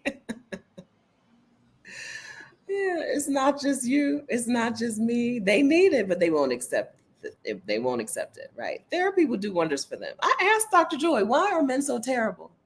And her response, this was Exodus Summit 2023, right? Dr. Joy was one of the speakers, and she's the founder of Therapy for Black Girls. And she answered that question sincerely and seriously, even though it may have sounded like a joke. She said, they haven't done the work, right? Black women have done the work. We've done the healing. We've done the therapy. We've done the caring. We've done the examination. We've done the thoughtfulness. We've done the journaling and the yoga, right? We've done the work, or we are doing. I guess the work, I don't know if the work is ever done. We're doing the work, and they won't do it. I don't know. Hi, Joanne. Is there a gay community for Black women there? So as far as I know, the Black women inside of the Exodus Summit community love them some Puerto Vallarta, Mexico. But I don't know that there are groups of Black women in other places like they are in Puerto Vallarta, Mexico. So what I would say is go somewhere and recruit some people. So I'm trying to recruit some Black women to Bogotá. So if you come to Bogotá, you can recruit some gay Black women. I want to recruit Black women and Black women with children. I would like to recruit Black women with children to Bogotá, so they can help me. We can do it together. We can raise our kids together. But right now they love them some Puerto Vallarta, Mexico. And I don't know how to get them out of there. How to get them to try someplace else. Puerto Vallarta is like infamous or famous for white gay men, but gay Black women also feel comfortable there, right? But other places would work too. It don't have to be just Puerto Vallarta. It's too hot in Puerto Vallarta. Y'all know y'all want to cool off. So I don't know of another. I would say also probably Thailand. Bangkok or Chiang Mai, Thailand are probably places where gay Black women are in community with one another. But I don't know too many other places. They be in Puerto Vallarta like it's the only option. That's my observation from the outside. They be in Puerto Vallarta like there's no other chance. Lady Sarita said a man wanted to tell her off because she gave him a Google phone number. I tried to give a man my email address one time in the airport, and man, he acted out. A total stranger. He acted out. Email address. You too good to give me? Yes, I am too. Apparently, based on this interaction, yes, apparently I am too good to give you my phone number. Okay. Okay, so Erica, who said that there were men in the spiritual community, says there's a Black spiritual community growing online, not religious, but a little bit woo-woo. See, to be much more aware and appreciate Black women more. I hope so. You did move to Atenas? Oh, I hope you love it. Oh, I hope it's good. I need to holler at you, or you holler at me. Rajni, you haven't watched Sinners yet? No, it's not heavy. It's not. Without giving it away, I'll say I didn't come away feeling heavy. I came away feeling like that is for Black people. This movie was made by a man who loves Black people. You know how I feel about Eddie Murphy? I'll be like, Eddie Murphy loves making Black people laugh, right? Ryan Coogler loves making movies for Black people. If Black Panther wasn't heavy, this Sinners isn't heavy. Did you see the first Black Panther? Right, now the second one, of course, with the funerals and all, that was heavy. But the first Black Panther, I mean, there was some serious stuff inside of it. But it's a vampire movie, right? Sinners is a vampire movie. Like Black Panther is a superhero movie. So it's not heavy like you're going to be so sad when you leave. What I felt when I left that movie theater was like, that was for Black people. That was so Black, right? Whereas other people would make a movie and be like, no, we can't talk too much about, I can't talk. So I don't want to give too much away, but everybody knows it's a vampire movie. And so it's not going to feel heavy, right? how heavy, how horrible can a vampire movie be, right? I don't. I think I would say anybody else who was like, I can't deal with a heavy movie, and was like, yeah, I could deal with Sinners. It was just black. There's music and there's stuff. I don't. There's. That's good. This is the first movie I've seen in a long time where a black plus size, we call it plus. A lot of black women use the word fat, and some people don't use the word fat, and you never know who's who. So I haven't seen a black plus size woman have a love scene, a legitimate love scene in a movie. I don't know about ever. Like that, she wasn't the joke. She was taken seriously. She's kind of the hero. I don't want to tell you too much. She's kind of the plus size, black, dark skinned woman was pretty much the hero of the movie. In a way. I've never seen that, right? You know, I always say, you have not seen a fat black woman loved in media since Weezy Jefferson. This is the first woman. She was loved in Sinners. She was loved. And we haven't seen that since Weezy Jefferson. And I don't think that's an exaggeration. Tell me who. Show me a plus size, dark skinned black woman who was loved down. George was funny and he was, a jokester, but he loved Weezy. Who else? Show me one. Yeah, so it's not light. There's a lot. Yes, it's an allegory. There's symbolism, there's themes, but it's not going to weigh you down heavy. It's dense, which is why people are watching it over and over and over and over and over. It's dense, but it's a vampire movie, girl. I think if it's still available, go watch it. If it's still available in IMAX, go watch it. It's probably not where you are. It's probably not available in IMAX. But I don't know. I left there feeling good. Even though it's a vampire movie, people got to die in a vampire movie. I left there feeling good. Yeah, black real sized. I use the word fat because it's short. I like to do as little as possible. Yeah. Who has really loved a fat, dark-skinned black woman in the media out loud since George loved Weezy Jefferson? Tell me who. This woman in this movie was loved. Annie. No, wait, which one? I get Annie and Mary mixed up. Their names, Annie, Sinners. Yeah, me, Annie. He loved her. And she was like the hero. She was kind of, in a way. I don't think that's giving away. She was kind of the hero of the movie. We haven't seen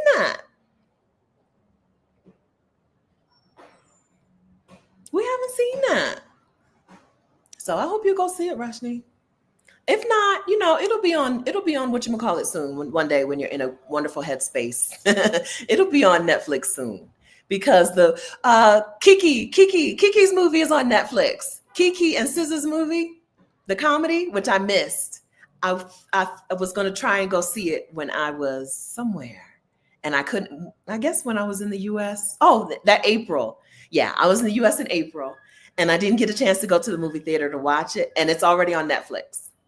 So I got my popcorn. I went to the grocery store today, bought popcorn and salt. I already had butter. So that it may be tonight. One day this week, I'm going to sit down and watch that movie.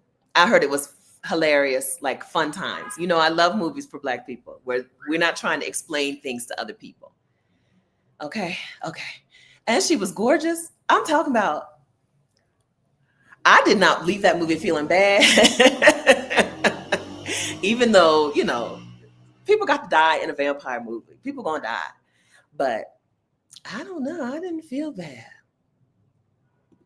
Angelique Chappelle. Now, my another friend of mine whose name is also Angelique, she didn't care for Sinners all that much either. Okay, so maybe it's an Angelique problem. She said, I guess I'm a different kind of Black. Sinners was meant to me. I thought it was overhyped. I believe the plus size Black woman being respected. I agree about the plus size Black woman being respected. Even a portion of that was struggle love. But it wasn't like you have to put up with this struggle we can't say too much because Varsity hasn't seen it yet. To me, I would say struggle love is put up with the struggle. Is this the best you can get? She didn't have to put up with a damn thing. Right. Right. Yeah. I don't know. I was really glad to see Annie in that movie. I thought it was good. Yeah. Show me one dark skinned, fat, or plus size Black woman who was loved between Annie and Weezy Jefferson. Show me one. I'm just asking for one. Sometimes people say Moesha's stepmom, but I don't. She first of all, Sheryl Lee Ralph has never been plus size, I don't think. But also, I don't know that he loved her like. I don't remember watching Moesha. I was a little too old for Moesha, I think. But I don't remember her being like he loved her. She was there. But from the few episodes I did see, I don't remember being like, that's love. He loves her. Yeah. Florida Evans. I think also to me, Weezy Jefferson was after Florida Evans. Let me see. When was Good Times? Yeah, right. Florida had her two men love her. Good Times ended in 80. And the Jeffersons ended in 85. Yeah. Right? That's all. It's been a drought, friends, okay? It's been a drought. So maybe I was thirsty. Maybe my reaction to Sinners was because I was that thirsty. Because, girl, we had us a drought.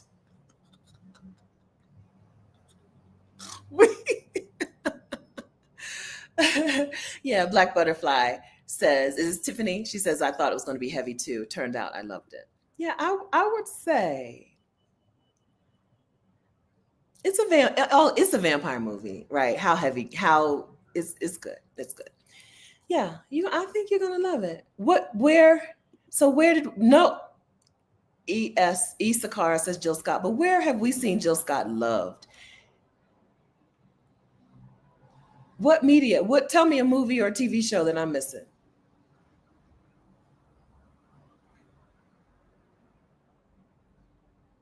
It's okay, Annabella. It's gory. There's a little bit of gore in it, but it's not like Sleepless Nights. The Silence of the Lambs. I've seen that, I don't know, 5-10 times, and still, if I watch it, I'm not sleeping that night. Right? It's not Silence of the Lambs. It's not Silence of the Lambs scary. Oh, sorry. Oh, okay. So I think that's kind of publicized, right? You can tell from the trailer it's a vampire. I don't think I gave anything away. I think you can tell from the trailer it's a vampire movie. I don't think. Sophia. Girl, Harpo, he hit her and she left. I don't think Sophia don't count. Sophia was not loved, not by a man.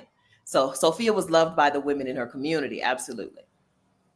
But absolutely not. Harpo beat her and she picked up them babies and left.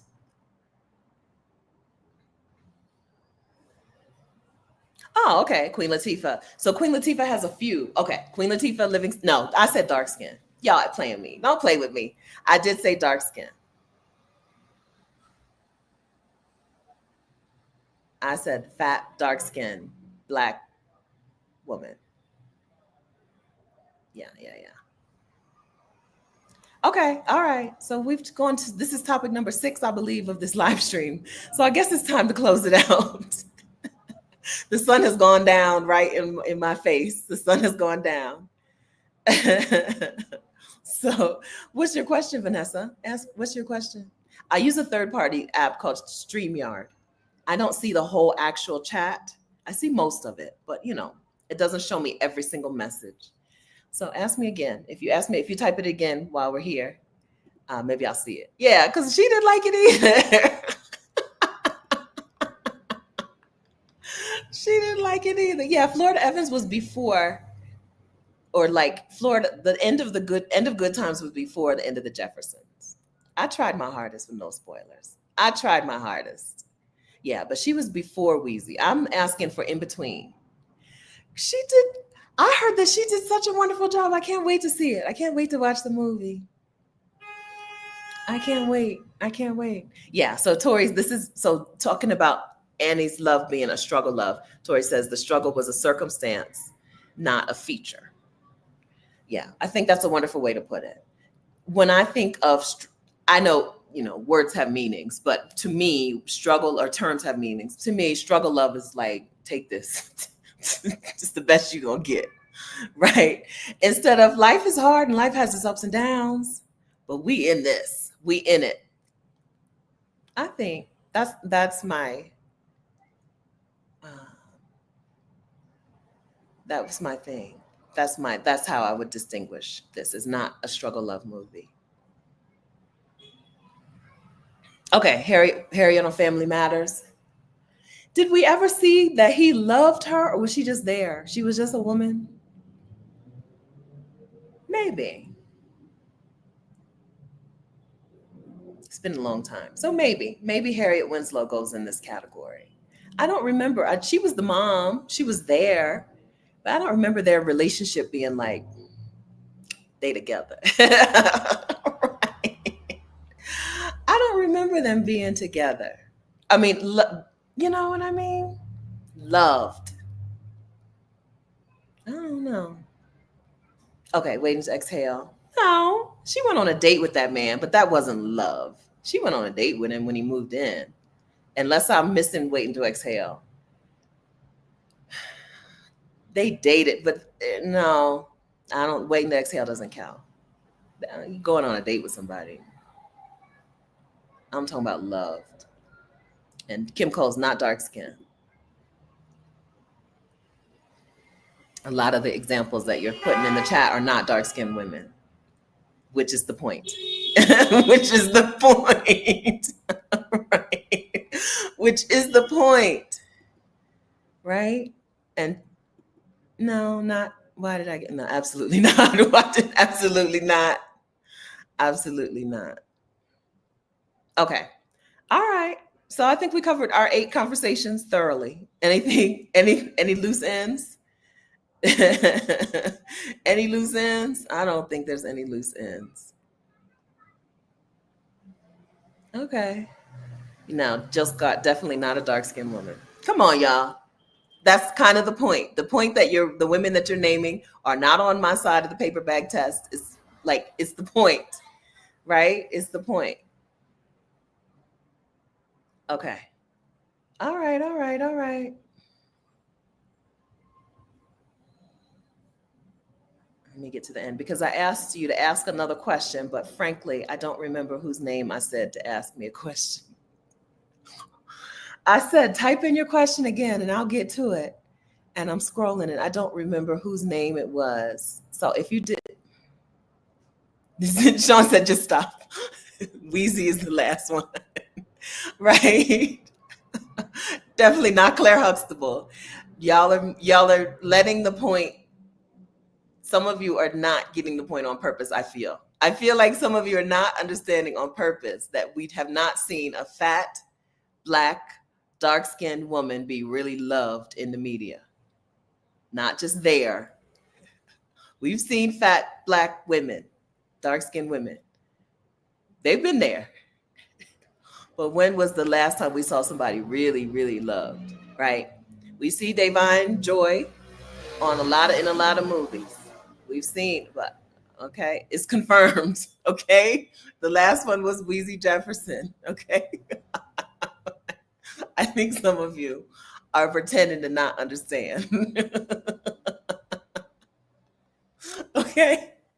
All right, I'm sorry. So I asked someone to retype her question and I said I would answer it. But now I don't know who it was and I don't know if you asked your question. So I'm trying to stall in case you can type it in again. But maybe not. I'm stalling in case that was you and you have it. But I don't see it.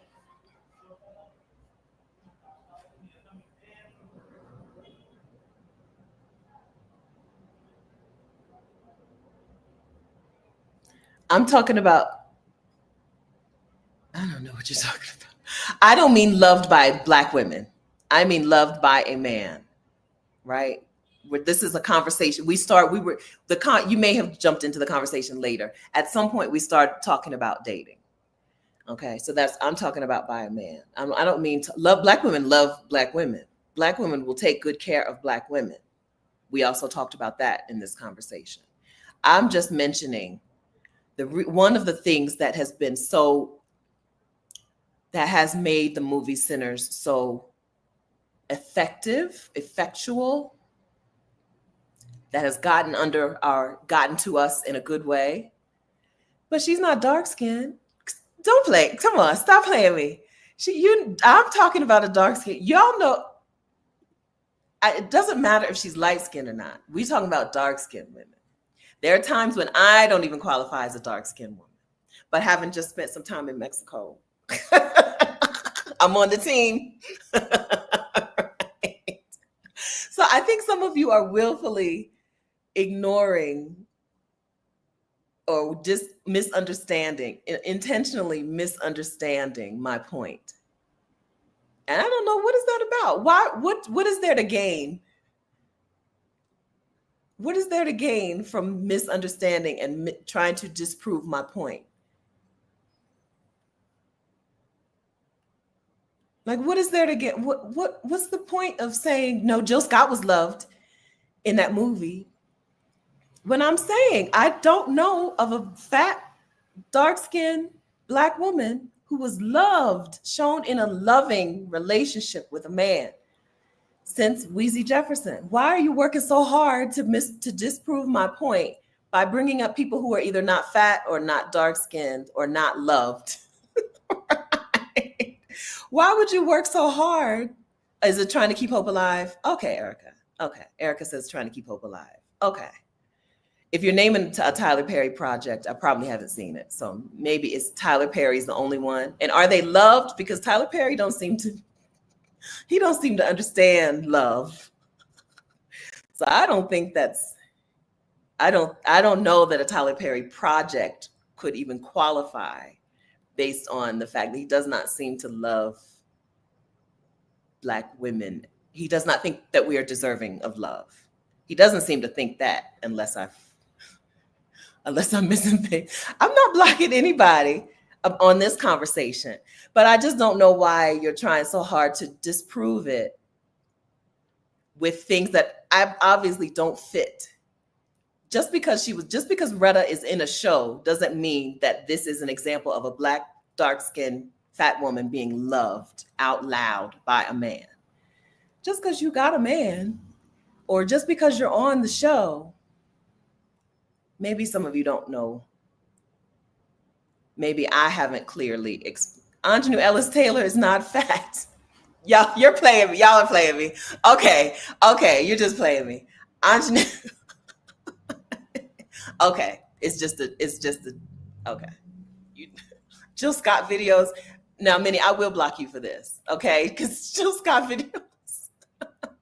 Jill Scott's never been a dark-skinned Black woman. I think some of you are playing with me.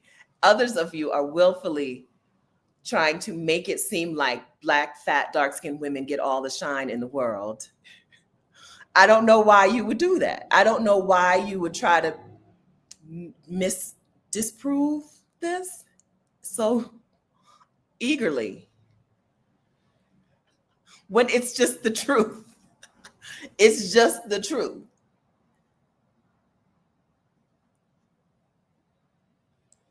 I don't get it. Is it too painful to accept? Okay. Well, I'm sorry to have confronted you with that today, but bringing up things that don't fit in the category as a way of proving the point or of disproving the point are actually proving the point, right? Your way of proving the point by bringing up Jill Scott is actually proving my point. We don't have it. We haven't had it. There's a generation of young Black women who have not seen it. I know that. I watch enough TV and movies, right? There's a generation of Black women maybe two. What's the generation? 20 years? Weezy Jefferson was 1985. That show went off the air, right? There is a generation or two of Black women who have, or people, everybody, even men, there's generations of Black men who have not seen a fat, Black, dark-skinned woman be really loved in the media. Not on TV, not on movies. Maybe some of that is why they treat us so shitty. But saying Jill Scott is not helping the point, right? Not proving, you're proving my point. I know I'm right. I feel right about this. I've thought enough about this. As a person with a lot of free time, I've pondered this. And if I had come up with another example, I would say, except for, right? I would say from Weezy Jefferson to Annie of Sinners, we only have this person and this person. But I don't have that. I don't have those examples. We got nobody. Is some of that part of the reason Black men hate us so much? Maybe. Is some of that part of the reason some Black women hate themselves so much? Maybe. I'm just noticing it and telling you that that's what I see. Okay? I saw people say that when they were watching Sinners, they thought Annie was his aunt or sister. And I'm like, from the first, if you have any experience of men and women and men who like women and women who like men, if you've ever seen them talk to each other, it was, that's chemistry, baby. Okay? That's chemistry. I thought he was his aunt I thought she was his aunt, girl. Because they are so used to not seeing Black women as a love interest. Dark-skinned, fat Black women as a love interest. 40 years, friend. 1985 was more than 20 years ago, friend. 1985 is 40 years. So maybe there were some examples I didn't see, right? That's a long time. That's generations of people, right? I'm like, what? Idiots. Either you're an idiot. Listen, no. Because somebody here may also be one of those people. I'll say you were not paying attention, not being observant enough to know that's chemistry, baby. Okay, what you're seeing, that's chemistry. I think it had to do with there are people in this world today who have no history, they have never visually seen a fat, dark-skinned Black woman be loved on TV or in the movies. They just haven't seen it before. So how are they supposed to know?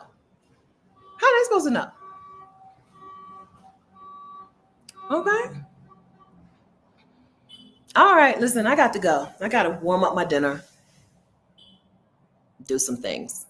I'm going to put some timestamps in this video later because we only talked about the real topic for maybe 30 minutes. If you got this far in the video, thank you for hanging out. I hope that you've enjoyed this conversation or, parts of it. Some of it you probably didn't like, but welcome. Go ahead and hit the subscribe button. If you made it this far, you're part of the community. Hit the like button, hit the subscribe button, and stick around with us. The Exodus Summit Facebook group is a free Facebook community for Black women who are interested in moving abroad. ExodusSummit.com/community. I'll link to that in the description of this video. Please join us in this community. I think that Black women live much better lives out of the United States of America or your country. If you're from the UK or Canada, you're welcome too. We have some of your country women too. Come on and join us. ExodusSummit.com/community. The Facebook group is, Facebook is not an ideal platform, and we won't be there all that much longer. But for now, that's where we are. Join us, okay? Hang out with us, spend time with us, come to some actual in-person meetups with us, okay? All right, friends, so nice to see you. Have a wonderful day. I hope that your holiday weekend was good. Hope it was what you needed it to be. restful and relaxing, or time to connect with people, or whatever you need it. Okay. Thank you again. See you guys soon. Bye.